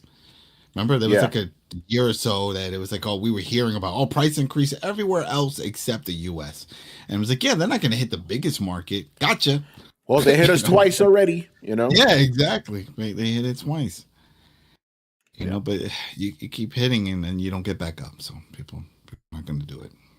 Yeah. Manny, I'm pretty sure your answer is the same as me. It's like, whatever. Yeah, whatever. Like, I don't know, man. It's like we're always so like the biggest problem with a lot of this is just that people can't get over their FOMO when it comes to this situation. You know what? Just wait. There's nothing that's stopping you from waiting. Where does that FOMO come from? I get it when we were younger. Well, no, it's when you're an adult. Well, you know what it is now? It's because of the cycle of social media, right? People don't want to get left behind because there's everybody else is playing. They know everybody else is playing and they want to play too. It's just, it's also comes from it comes from influencers playing the hot new game on their streaming on their thing. It's all that sort of stuff. Like, we didn't get the FOMO because the thing was we didn't have that sort of connection, that like social media or general, connection as it was it was really only between our own little group of friends or family, you and I, and that's about it. Yeah, that's a good point. Like the biggest seller would be going over to Adam because Adam always used to have the new console. So don't the biggest seller. You had. I remember getting that. I remember coming home one day. You called me up. I got it. I'm like, what? It was like Way of the Warrior. I was like, what? What do you mean? You need a 3DO? I got that too. I'm like, I got the 3DO. Yeah, I jumped on that train. The F train went. Yeah, that was. Yeah, well, I mean that I had, but you had the Sega CD first. Oh yeah, I did have a Sega CD. So and the PlayStation. You got the PlayStation. I was. Yeah. So, but I feel like going to visit your friends who have the new thing or seeing the new thing at a store. I think those things sort of sold those things, in the smaller levels. Now it's like everybody sees what everybody's doing. And it's like, man, I don't want to be left behind. I don't want to, when really it doesn't matter. Like you don't need to be a part of the conversation. Yes, you want to be a part of the conversation if you want to have it, but you really don't need it. Yeah, man. Yeah, I don't know. I would think people at our age are like busy and playing other stuff, and it's like they're spending all their time on fucking Twitter complaining about logos in the Xbox show. That's what men our age are doing. It's fucking insane, man. Yeah, it's Adam, you missed my epic rant at the beginning of the show with these motherfuckers, man. All right, move on here. Another one from Eurocar9. This one's funny. Question for Killer Pigeon's cousin, Drunken Demon's best friend, Brian. For someone who is interested in playing Witcher 3, especially after the announcement of the new DLC, do you have any advice for a first-time player? Anything I should be aware of that would make my experience better? Also, how would you rate the DLCs already released? So, Brian, it's a lot to take in, man. It is definitely a lot to take in. Okay, so going into it, do you need to play 1 and 2? No, but it would definitely give you context. So possibly going through one of those videos online where people just do like a brief overview of the last couple of game stories, because again, there are a few things in there, but it's not major. Yeah, it's not required reading. Also, it is again, the combat is will take a long time to get used to. By long, I mean like an hour or two, just because it is quite different to most other games, and it's a game that is very much predicated on being prepared rather than just going in blind. So you need to do your research. You need to like double check who you're fighting and make sure you have the right, well, I say the right spells, the adequate spells and adequate buffs enabled, because that makes a world of difference in terms of combat. Story is great. Don't try and think ahead of what your choices will lead to, because they often don't lead you to where you expect, and don't be afraid to do things that you think are right or wrong in that case, because there are some times when doing the wrong thing leads to a weirdly right outcome.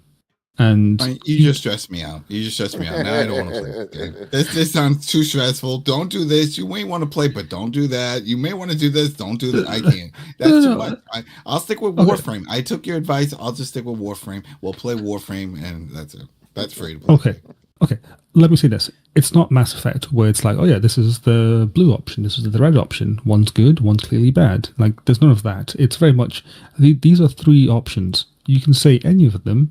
You don't really know exactly what the outcome will be, but it'll still be, well, I can't say a good outcome, but it'll still be an outcome that you helped affect things. So that's what I'm trying to say by don't try and think, oh yeah, is this a good thing or a bad thing? Just do what you think is right, and then you'll see the outcome regardless. There's been cases where I've gone back and forth on 2 or 3 things, and the outcomes are different, and yet each one is still satisfying. So that's what I mean by don't try and think ahead and say, okay, I'm doing like an all good playthrough, because there's not really an all good playthrough. It's just 10,000 shades of grey. I think I remember one story with the wife and her husband or something with a pan, and it's like you have the option to go search for him or not. Oh yeah, that was one of my favorites. Yeah, I remember that, and I was like, oh, okay, so yeah. That's that Red Dead Redemption vibe with the side story. You could or you could not do it. It's up to you. Yep, that's what I love about that game, is that even with that case, Adam, in my first run, I just chose to say, oh yeah, the husband's dead, so that's fine. I'm not going to investigate or ask any further questions. I'll leave it at that and walk away. And that whole quest line just ends there and then, and you don't know the actual ending. Yeah, But yet you still get a satisfying end, because you're like, oh yeah, I found the husband. Like, she knows the husband's dead. Fine. Like, as far as I'm concerned, that's good. But obviously, and you get that problem once you walk out, because I think I walked out, and then he said, oh, you go back in and went, oh, did you find him? And you could give that other, you say, oh, he's dead. Meanwhile, you didn't really do shit. I'm not gonna go search, but so yeah, all right, yeah, definitely. Right. Other advice is pretty much forget the Netflix show, because that shit is ass. But I'm guessing that too. That was crazy. I didn't even watch it. And the spinoff was ass too. I guess no one watched it. I was like, damn. Yeah, I think that's what I really have, because again, it is a very story-rich game, and don't try and jump all into all the side stories, because you will get lost. And yeah, take your time with the main storyline. There's some cool twists and turns. I'm not going to tell you who you can or cannot sleep with. I guess you'll find that out. They put all of them. Yeah, have fun. You can play it on your Steam Deck also. It's verified, so you can have fun on the go. So there you go. I guess the most controversial question would be, and you can only answer this after you played it, Triss or Yennefer? And that's all I'll say. Once you've played it, then I'll ask that question again, and you'll tell me your answer, and then we can have a good discussion. All right, there you I'll go. make sure to relay the message to your car. There we go. Good stuff. All right, another one from Mr. George W. Cush. What game has your favorite soundtrack ever? He goes, for me, it's Final Fantasy 14 Shadowbringers, a game I didn't even play, followed closely by Clear Obscure. Yeah. Adam, you go first. What's favorite soundtrack? Hotline Miami. Hotline shit. Miami, fantastic! Holy crap! I think that was one of the first that I had to get the soundtrack. I was like, damn, this is good. And they went on, I think we went on GarageBand or one of those sites, and they just found some artists that they really liked, and hey, can we put your? Because remember, it's a small studio, and say, hey, we want to put your music in, and we'll make some arrangements financially after that. But yeah, so it was just music that they enjoyed that was part of the community out there in the world and brought that in. So it's just all new artists. None of that, all this was already known and stuff. It was great. Loved it. So for me, it was that. And then just the score, if there's just a score, The Division. The Division had that pulsing, that tension, felt very much felt like one of those Tom Clancy type of movies, suspense, drama, thriller, and it brought that out within the game. But when it comes to soundtrack, just for music, like, oh wow, I can move to around, or I can put this on my phone. Hotline Miami, the first one. Listen to the soundtrack. That's it. That's a good one. Manny, what about you? I think you're muted. Still can't tell if he's muted or not. Yeah, no, he got favorite soundtrack. Yeah. Dragon Quest VIII. Oh, the orchestrated version of that. It is a very beautiful soundtrack, like fully orchestrated, has that sort of playfulness, that epicness that stuff that has. And yeah, I think that's the biggest improvement, I would say, when Dragon Quest VIII got ported from the Japanese version, or not ported, but localized, is that when they released it here in the States, it got this really lovely soundtrack, orchestrated versions of all the kind of 8-bitty music that they originally had. I wonder if they're going to stop doing that now that Sugiyama's dead. The reason why you got the MIDI version first and then the orchestra later, this happened with every Dragon Quest game, is because he kind of had the rights to the music. So, like, there was like a timed exclusive thing, and they would release it later. Like, he had the rights for the orchestral version, so that's why they released the MIDI version. Because Dragon Quest XI had the same thing. When they released it again, it had the nice orchestra music,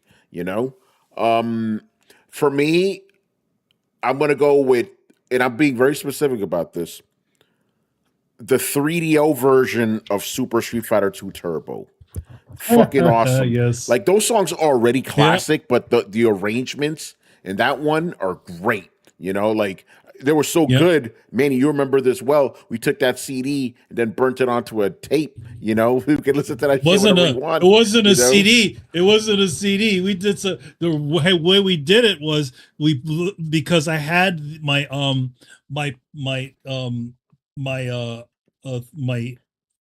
3DO and all my game consoles connected to the stereo system. That's what it was. Yeah. And you could essentially record off of it when you put it into the VCR mode. So anything that came through the VCR got recorded, anything like music and stuff, and that's how we got those songs. Yeah. So that the thing is that you could also do a fade out. So what we did because I think we waited like three, like at least 2 verses of it or 3 verses of it. So it was like maybe a 2 to 3 minute song, and then we would do our own little yeah, that was good. our own little lowering the volume so that it faded out at the end. Yeah, so that's for game music, and then for licensed music, and Manny, this is answering for you too. Fucking Brutal Legend, man, great soundtrack. Yeah, it is a great. If you're a metalhead, soundtrack. Man, I still listen to that shit till this day, man.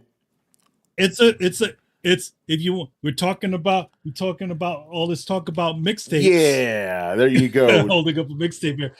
If you're into want to get a good range of heavy metal, the Brutal Legend soundtrack is actually a really good one. It hits the power metal side, it hits the black metal side, it hits every death it hits metal, every genre. It hits every genre. It's great. All right, Brian, favorite game soundtrack? Tough one, because there's lots of really good ones. I thought you said F1. I was like, oh, I didn't know they had it. I'll talk about original or just in general. In general, it doesn't matter. Yeah, because some games have licensed music and then call themselves indie games, but yeah, they're not really. Exactly. I don't want to I mix understand those that up. reference. I don't know. Again, I really like the Monster Hunter scores. I think they just are really nice and punchy. Again, but then Burnout Paradise. also has That's a good one. Yeah. I had a lot of good music. Fantastic score. Road Rash. That had some fun ones. But then again, do you classify like GTA as having a score if you include the radio or not include the radio? Yeah, I call that just licensed soundtrack. Yeah, because you don't have to listen to all of it. If you're not into a certain genre, you're not going to hear it because you won't put it on your radio. GTA does have a score. It's just it's sort of the licensed music or the needle drops in that game sort of overshadow whatever the original song, the actual original music is. Yeah, because that music's not always playing. True. So yeah, I think I'll just go with Monster Hunter just because it's a nice varied score and it just sounds really good regardless. I don't think I've played a bad Monster Hunter game. Well, a Monster Hunter game with a bad score yet. Nice. Carlos. I'll go with I feel like it's a no-brainer one for me, and that's the Persona 5 soundtrack. That's a good one. I bought that one. That shit is so memorable, man, and it works in so many ways with that game. The way that it's stylized and the way that the soundtrack came about, and it's also one of those soundtracks where it's great to see. There are some concert footage of people performing some of the songs, and it's like, man, this shit it gets even better. So shout out to the Persona 5 soundtrack because you can play that verified on Steam Deck. So there you go. Oh, there you go. Play it on the go. I'm telling you, sponsored by Valve, me, because all I do is promote it. That's all I do. All I do. Rich, are you back yet? I think he fell asleep. I told you the story. Missing for half an hour. There he is. He's back. Oh yes, sorry about that. Yes, no, not sleeping. We're still doing some cleaning over here. Oh shit! What was the question? What's your favorite game soundtrack? Right now, I would say that's a tough one. Most recently, I would say Clear Obscure. Because everywhere I went, I heard that song, the main song. Everywhere I went, every show, everything. So yeah, I have to say that. That's funny. All right. And the final question of the night.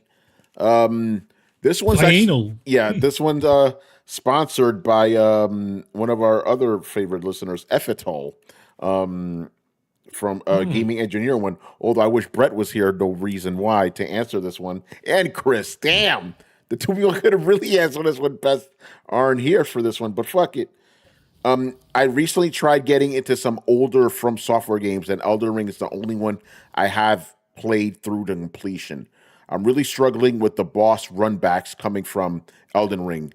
Do you feel this is a game mechanic that From Software will need to retire in future games? I don't know what he means by boss runback. I guess there's some parts where you fight the boss multiple times. Like, oh, I did a big boss battle, and then he pops up again, and maybe with another layer of shielding power. You know how they make, I fought you, and then now I'm stronger. Did that happen in like Bloodborne? I don't remember if that happened in Bloodborne, or because the only other ones I played were the original Dark Souls, the PS5 version, I should say, Dark Souls 3 and Bloodborne, and I don't remember them having those. Where it's like, I gotta fight. Bloodborne definitely Bloodborne had like those return enemy like bosses in the Chalice dungeons. Yeah, the Chalice dungeons. Like you fought like a different version of the Bloodstarved beast and stuff like that. Yeah. Okay. But maybe. Yeah, but did like Dark Souls have that? Like, I guess it did. I don't know. I'm not an expert to answer this one if Chris or Brett were here. But go ahead, Carlos. You could try. So I did Google what runbacks mean. So it says in video games, a boss runback is the path or distance a player must travel from a respawn point or checkpoint to a boss's arena after dying. Okay, I see what he means. Okay. Yeah, he doesn't like the fact like he's fighting a boss, he dies. Oh, I got to do all this shit again just to get to the boss. Respawn. Oh, yeah, I know what you mean. Yeah, because Elden Ring, you don't have to worry about that, obviously. Yeah, they got those. You know what? So I don't remember. Well, I don't think I played any of those. But when you die, and let's say that run back is a distance, do all the enemies that you cleared out respawn? Oh, of course. As well? Oh yeah. Oh, yes. That sucks. See, when I play my Borderlands games, when you die and you do your time warp and you come back, you may have to run all the way back to wherever it was, but everyone's still dead. Yeah, no, that's part of the lore of the games. It's like every time you die, the world comes back. That's actually part of the story. Yeah, I would rage quit. I can't. That would frustrate me. Yeah, that's how old games were too. Remember that? Well, they weren't that long though. Yeah, that's the thing. It'd be like a whole in old games, you just walk off the screen and then walk back again, and all the enemies forgot. That's right. Just walk back a little. Oh fuck, they're all back. But it wasn't a lot of them. I mean, there's some of these games where there's Castlevania and shit. I can't. Yeah. Adam. Well, here's the thing.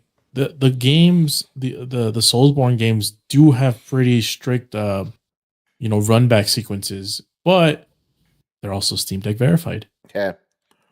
Yeah, because I do remember that we were like Demon Souls. We were playing that. It's like, damn, we got to go through all this shit again, because in the later ones, they gave you shortcuts to get to the boss faster, and then Elden Ring's just here's the bonfire right outside the boss. You don't have to do nothing, I can't. I would get so frustrated. I'm like, you know what? I could be playing FC or NBA, something mindless, a sport game or race. I will just do that. I get stressed. I'm getting old. It happens, man. And these things are happening to me now. When I try to put in serious time, I say, I'm going to really sit here, play. And if I see a complex menu system and all the stuff that Brian was just saying with The Witcher 3, I remember those days. I would probably catch a nosebleed. I'm like, I can't do this. I can't. It's too much. I look at the map and I see my eyes go cross. I start getting dizzy. My kid has to give me water. Dad, stop. You're right. I can't do it. I can't do it. So this stresses me out. And that comment, that question, that stressed me out also. So you can edit from the video. That was too much. Edit it out. No more runbacks. That's the answer here. No run. If I got to run back and I see, who knows how long it takes you to clear all those enemies? It depends. It depends. I know. That's what I'm saying. Like, let's say it took 20, 30 minutes. You're like, damn, I did it. You go, you lose to the boss. You're like, all right, fine. I come back. And they all spawn up again. You're like, forget it. That's it. I lost my money. This is far as I'm ever going to get in this damn game. I'm never getting any further unless somebody comes to my house and beats this part for me, or I share my account with someone and say, Manny, log in, and he says no, but then we talk about it. I did a little bit. There you go. Then you eventually agree, and then you do it, and then I get to pass that part. That's it. That's the only time. That's a cool feature in the PlayStation. Only PlayStation has that. I love that. That we can give remote Adam, control. Do not play, fucking roguelikes. Because not only do you have to run back, but the whole levels change and the fucking enemies are different, Oh, I already know. I see it with Hades and all these games, and people swear by fuck those games, and I man. play it, and then and I'm like, I don't got time for this. Yeah. I want to play. I want to give it a shot, but that whole roguelike dying, come back, you have to lose some of your ability. Oh, I just can't. Adam, I spent 5 hours trying to fight the first boss in Sorrows because of the run back. And I'm like, I'm good. I'm done. Like, listen, I've given my shot to these games. Hades, fucking Returnal, Sorrows, some other shit. I can't, bro. Hey, Elden Ring's not a fucking one of those games. At least you're fighting the same kind of enemies every time. The level doesn't change. You know what you're getting yourself into. Not with these fucking games. Fuck that shit. I'm too old. Like Danny Glover, bro. Too old for this shit. You know, rules for this shit. That's the thing. People think we're joking, but then when they get old, then they'll realize it. They're like, "Damn, something about it. It doesn't hit the same way." And you're like, "I don't have the time or the patience for this." yeah. Well, you don't have the time of a child. Yeah. No, you don't. You Bro, know? there's been time. I'm not even lying about this. There's been times, I'm finished work and shit, back home after dinner, after I've cleaned. I'm like, all right, let's get some gaming in. I got 2 hours. Let's go. Update. Fuck. And then that's it. I can't play. I'm done. I can't play because an hour passes. I'm like, I got to get ready for work tomorrow. Oh, good thing you don't play Call of Duty, because Call of Duty, man, forget about just an update. They make you re-download the whole 260 gig file. That's how they do their updates. It's a whole redesign. I'm like, yo, this isn't an update. I'm re-downloading the whole shit. Yeah, go take a nap, make a sandwich, take another nap, come back. You're still halfway through. They have the nerve to say it's ready to play when it's not. It's like, yo, I want to play. No, you're still downloading them. Then why did it prompt me that it was ready? You're lying to me. Yeah. Wasting my. I'm like, yo, I only got a limited amount of time during the weekday, and I got to deal with this shit. Come on, son. Yeah. Anyway, question. Go ahead, bro. Since that we're out of questions, and Adam's here. Adam, what's your thoughts on Call of Duty Modern Warfare 4? Ooh, nice. Adam, is this it? Is this the one?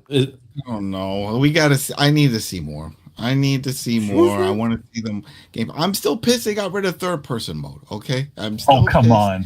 No, exactly. He's right. That was an innovation in the right direction. That in that world, they want to expand. They want to get into the Fortnite world and do all this stuff. Third person is the way to go. Run and gun. You can sell all the cosmetic. People see the outfits. You can't do that in the first person. There's only so many shotski things I can have hanging off my damn gun. That little 4-leaf clover getting in the way while I'm shooting, and it's like waving in front of me. I don't need that. So I don't know. I need to see more. I think we got time. It's coming on the same window. And we'll see. I'm still going to play it. I like them. I played through the last one. It was ass. I was fighting, plant monsters and people's nightmares. And it wasn't a Call of Duty. I don't know what the hell I was playing. But it definitely didn't feel like Call of Duty. The multiplayer didn't feel like Call of Duty. None of it felt like it. It's just like, hey, we got an idea of something we want to do. Oh, you mean a new IP? We can't do that. You're right. Slap the Call of Duty name on it. It works for other people. Didn't they do Prey like that? Slap Prey on it. Has nothing to do with the Native American, but fuck it. Just do it anyway. And that's what I felt with that last Call of Duty. Very upset. Yeah. Hopefully this is better. But I need to see more. And then see the modes that it comes with. And it's going to have zombie and all that stuff. But hopefully they change it up. It's hard to... We don't see the metrics all that well with all of this. It's like, yes, there's people that play it, but that's because there's a core audience. There's people that play all kinds of things constantly that come out, annually. But is it pulling new people in? I would say no. Which is pulling you in. That's what I care about. Is this new Call of Duty The campaign. It's always a campaign. I like a co-op campaign. I don't know if they announced it for the new one. If this one is going to have co-op. I like that because you get to play with some people running. They screwed that up in the last one too. That was a mess up. Guy doesn't, whenever you're talking to the MP, the characters, they never acknowledge the other ones in the room. It's like it was just you alone constantly. It was dumb. It was like a half-assed thing that they said, oh yeah, we'll just add this in. None of it made sense. But I do want it to work.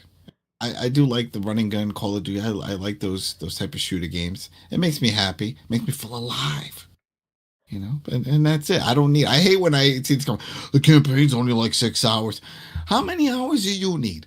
What is the breaking point? What you need 20, 30 hours to do the same shit? Because it's just a shooting gallery. What do you need? How much more do you need? Or are you just scared to go into multiplayer? Is that why you're in campaign? That you needed to go 20, 30 hours because you're scared that you're going to get pwned when you go into multiplayer? So this is for the good feels for yourself, to get over that hump. It's like, see, I know how to kill NPCs. No, 6 hours, fine. 4 hours, that's even fine. If it's fun, it's fun. That's it. I don't need 20-hour campaigns for just a gallery shooter, because that's what it is. Whether it's you running around or they put you in a plane. All right, now bomb the shit out of this village. All right, you did it. Good job. Now go back on the ground and start shooting bitches in the face. That's it. That's all I want to do. In and out. That's what she said. And then just move on and go to the next game or go into another mode, multiplayer. They're not going to fail. If there's anything people get from my ramblings, Call of Duty is not going to fail. They have a winning formula. The problem is they don't know how to build on that formula. The gunplay's there. Check. All the add-ons, the rewards, all that, the upgrade system, people love it. Check. Multiplayer. Do you have plenty of people playing this shit? Yes. Servers can stay on. Check. All right. Well, then what can you add to it to bring in new people and to make it feel fresh? Very difficult when you're producing a Call of Duty every damn year. Yeah, there's 3 different studios doing it. They got the rotation going, but still, that's a 2-year rotation window, and that's still a lot of stress. A lot of stress because you're like, all right, we got to make this different. Wait, what are those guys doing in their one? All right, well, we can't do that. They're already doing that. That was going to be our new feature. Now they're doing it as a new feature. Shit. What are you going to do? I remember there was that talk that they were even thinking of going back, way back, like medieval times, and to do something. I remember like that. Yeah. Remember that? Yeah. And some people and I think that was legit. They're like, oh, no. I'm bullshit. They tested out. They sent it over to Activision. Like, what do you think? Let's see if we can run with this. Maybe this could work. We have is it a Chivalry? What's it? What is the PC series? There's 2 of them that are out. Chivalry. No, is it that? Where there's a bunch of them. You see a bunch of knights running at each other. Ubisoft fighting.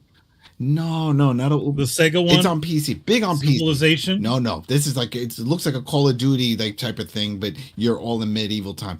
Big game. There's 2 of them that are out there. But Chivalry. There you go. Yeah, see, there you go. Something like that, and that's what it looked like. I was like, oh man, this might work. But the people were shitting on it and all that downvoting and all that. They better not do this to my call. Okay, and they backed out. So where can you go? We've done the World War II. We've done World War I. Of course, Battlefield did a lot of World War I. No one liked how they did their version. So we did Modern Warfare. Because they did cartoon World War I. Yeah, they did cartoon World War I. We'll have to wait and see. But like I said, they have a winning formula. They just have to build on it and make it interesting.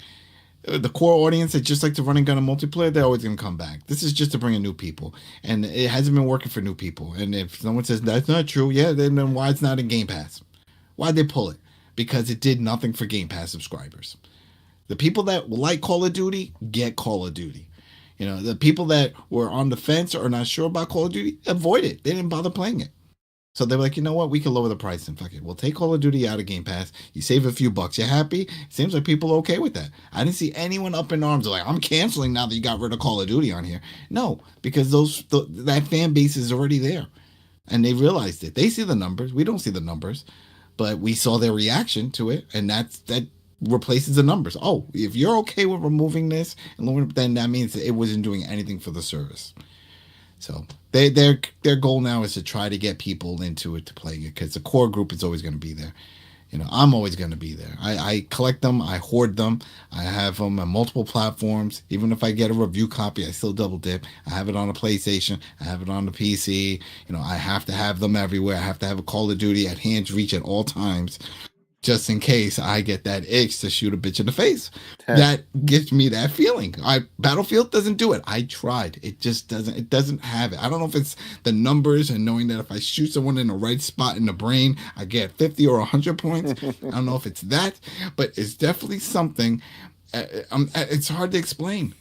You talk to other Call of Duty players, they say the same thing. There is just something gratifying about shooting. Maybe it's the sound, the way it feels. You would think it could be copied. You was like, this can't be that hard. Why can't you just duplicate it? But it is. Other shooters are not the same. And if you don't play a first-person shooter, you're like, they all look the same. What do you mean? They're all the same. No. They don't. They may look the same, but they don't feel the same. And they don't give that feel. There's something that triggers inside. That's why you keep going. That's why you keep shooting and you can't stop. It's like Doritos. You eat one, you gotta keep going till the bag is done. Same thing. I have to wipe this map. I need all these bitches dead, and I have to do it. And I will die a lot to do it, but it doesn't matter. And then you look at the clock, it's like 3 hours pass. You know how many times I was like, I'm gonna play some multiplayer. Maybe I have a half hour. I look, it's 3 a.m. What the fuck happened? How did this happen? Because the game keeps you in there. It keeps you in there. You shoot, you do your stuff, boom, it keeps you with all the group, and then there's a countdown clock, and then everybody has a few seconds to pick the next map, and that's it. You're in. It's never bumping you out like, well, do you want to play again? It picks for you. It says, no, you are playing again with the same guys that you were with. Now that's it. Oh, you didn't pick a map? Too bad. You know, Jimmy 61314 just did it for you. Now you guys are gonna jump in this damn map and you're gonna fun and then shoot. And even if you don't want to play, somebody shoots you, that frustration comes out. It's like, you know what? Because they shame you. They shame you in the game. It shows you the guy who shot you. And you see his name and you see the angle, and it's like, oh, now I know where that fucking guy camps. Now I'm gonna go. And then that 10-minute gameplay, 20-minute, 30-minute, hour, too much time has passed. But then you don't regret it, because afterwards you're like, yeah, I don't have a lot of sleep. I'm going to be tired at work, but I had fun and I leveled up and I got a bunch of attachments for my guns that I probably will never use. But it's not about that. You know, the battle pass, there was sometimes I would just play for hours. And then I think my son one time came up and he was like, oh, well, you got the little reward thing. Why didn't you click? I don't bother. I always use the same, M4 over here. I don't care. He clicked on it. I had like all this shit that I didn't claim, all these rewards, attachments, all kinds. He's like, why aren't you claiming this? I was like, I don't care. And that to me, that's a good sign that you just have fun. And that's what it is. It just produces fun. So to answer your question, I will probably enjoy it, but I just want it to grow. That's it. All right, there you go. This is it. Good. This is the one. Oh, man. All right, man. Good stuff. And that's going to do it for us. An extra long episode tonight, people. You haven't gotten a 2-hour plus episode in a long time, so hope you guys enjoyed it. All right, let's start plugging some stuff. Rich, if you're there, sir, what is coming up on the Coalition this week? Should be a big one with Summer Game Fest. Yes, Tony. Summer Game Fest right around the corner. There's a lot of different things I will be covering. Obviously, some things I can't talk about yet, but stay tuned. That's all I can say for now. Fair enough. Adam, what's going so on, mysterious, man? Keeping secrets. Right? That's it. That's what he said. He's like, I got secrets. That's what he told us right there. He's got secrets. Same old, a lot. Watching a lot of TV shows, an unhealthy amount of TV shows. Too many TV shows covering from Widow's Bay, horror shows we're covering from with Rich. We get scared, we scream as we watch it. We're like, ah! And then we talk about that. That's always good. We got Dutton's Ranch. We're doing the hee-haw. I love that. Westerns. Can't go wrong with that. Cowboys killing other cowboys. Who doesn't like it? We all loved Red Dead. So then if you love Red Dead, you'll love Dutton Ranch. And that's what we've been covering. And then we've got another Star City. And that's what if the Russians landed on the moon? We all know they did. But what if they did and you got to see from their perspective? And that's what that's about. So a lot of stuff over at the TV terminal. These are shows that are coming out weekly, covering all of them. We do the complete season, and I do get comments where people find that hilarious that we do that, because I don't pay attention to too many other TV review sites on that level, but apparently some just, if they don't see the numbers pulling in, they just drop off, and I get it. You don't want to waste your time, but then for me that feels incomplete. And I've had people say, yo, this is a bad show and you guys still cover it. Well, respect, you'll get a sub. Just because of that. Meanwhile, it's got like 100 views, but they know that those 100 people subbed because they know we're covering a bad show. And that was for Cross. Shout out to Amazon. That was a horrible show. Season 2, horrible. And that's it. And yeah, check it out. TV Terminal, YouTube. All right, there you go. All right, man, that's going to do it for us. So make sure you follow Throwdown on Twitch and Twitter. Subscribe on YouTube. Join the Discord. And check us out on your favorite podcast app. Links to everything down below. Once again, I was your host, Tony Polanco, and tonight I was joined by Emilio Lopez. See you next time. Carlos Romero. Peace out. Adam Vale. Go listen to some Soundgarden. R.I.P. Chris Cornell. Miss you, love you every day. There you go. Richard Bailey Jr. Okay, see you later. And, of course, Brian Manjoma. Hello, people. All right, guys, we shall return on Thursday. Should be a big week, so get ready.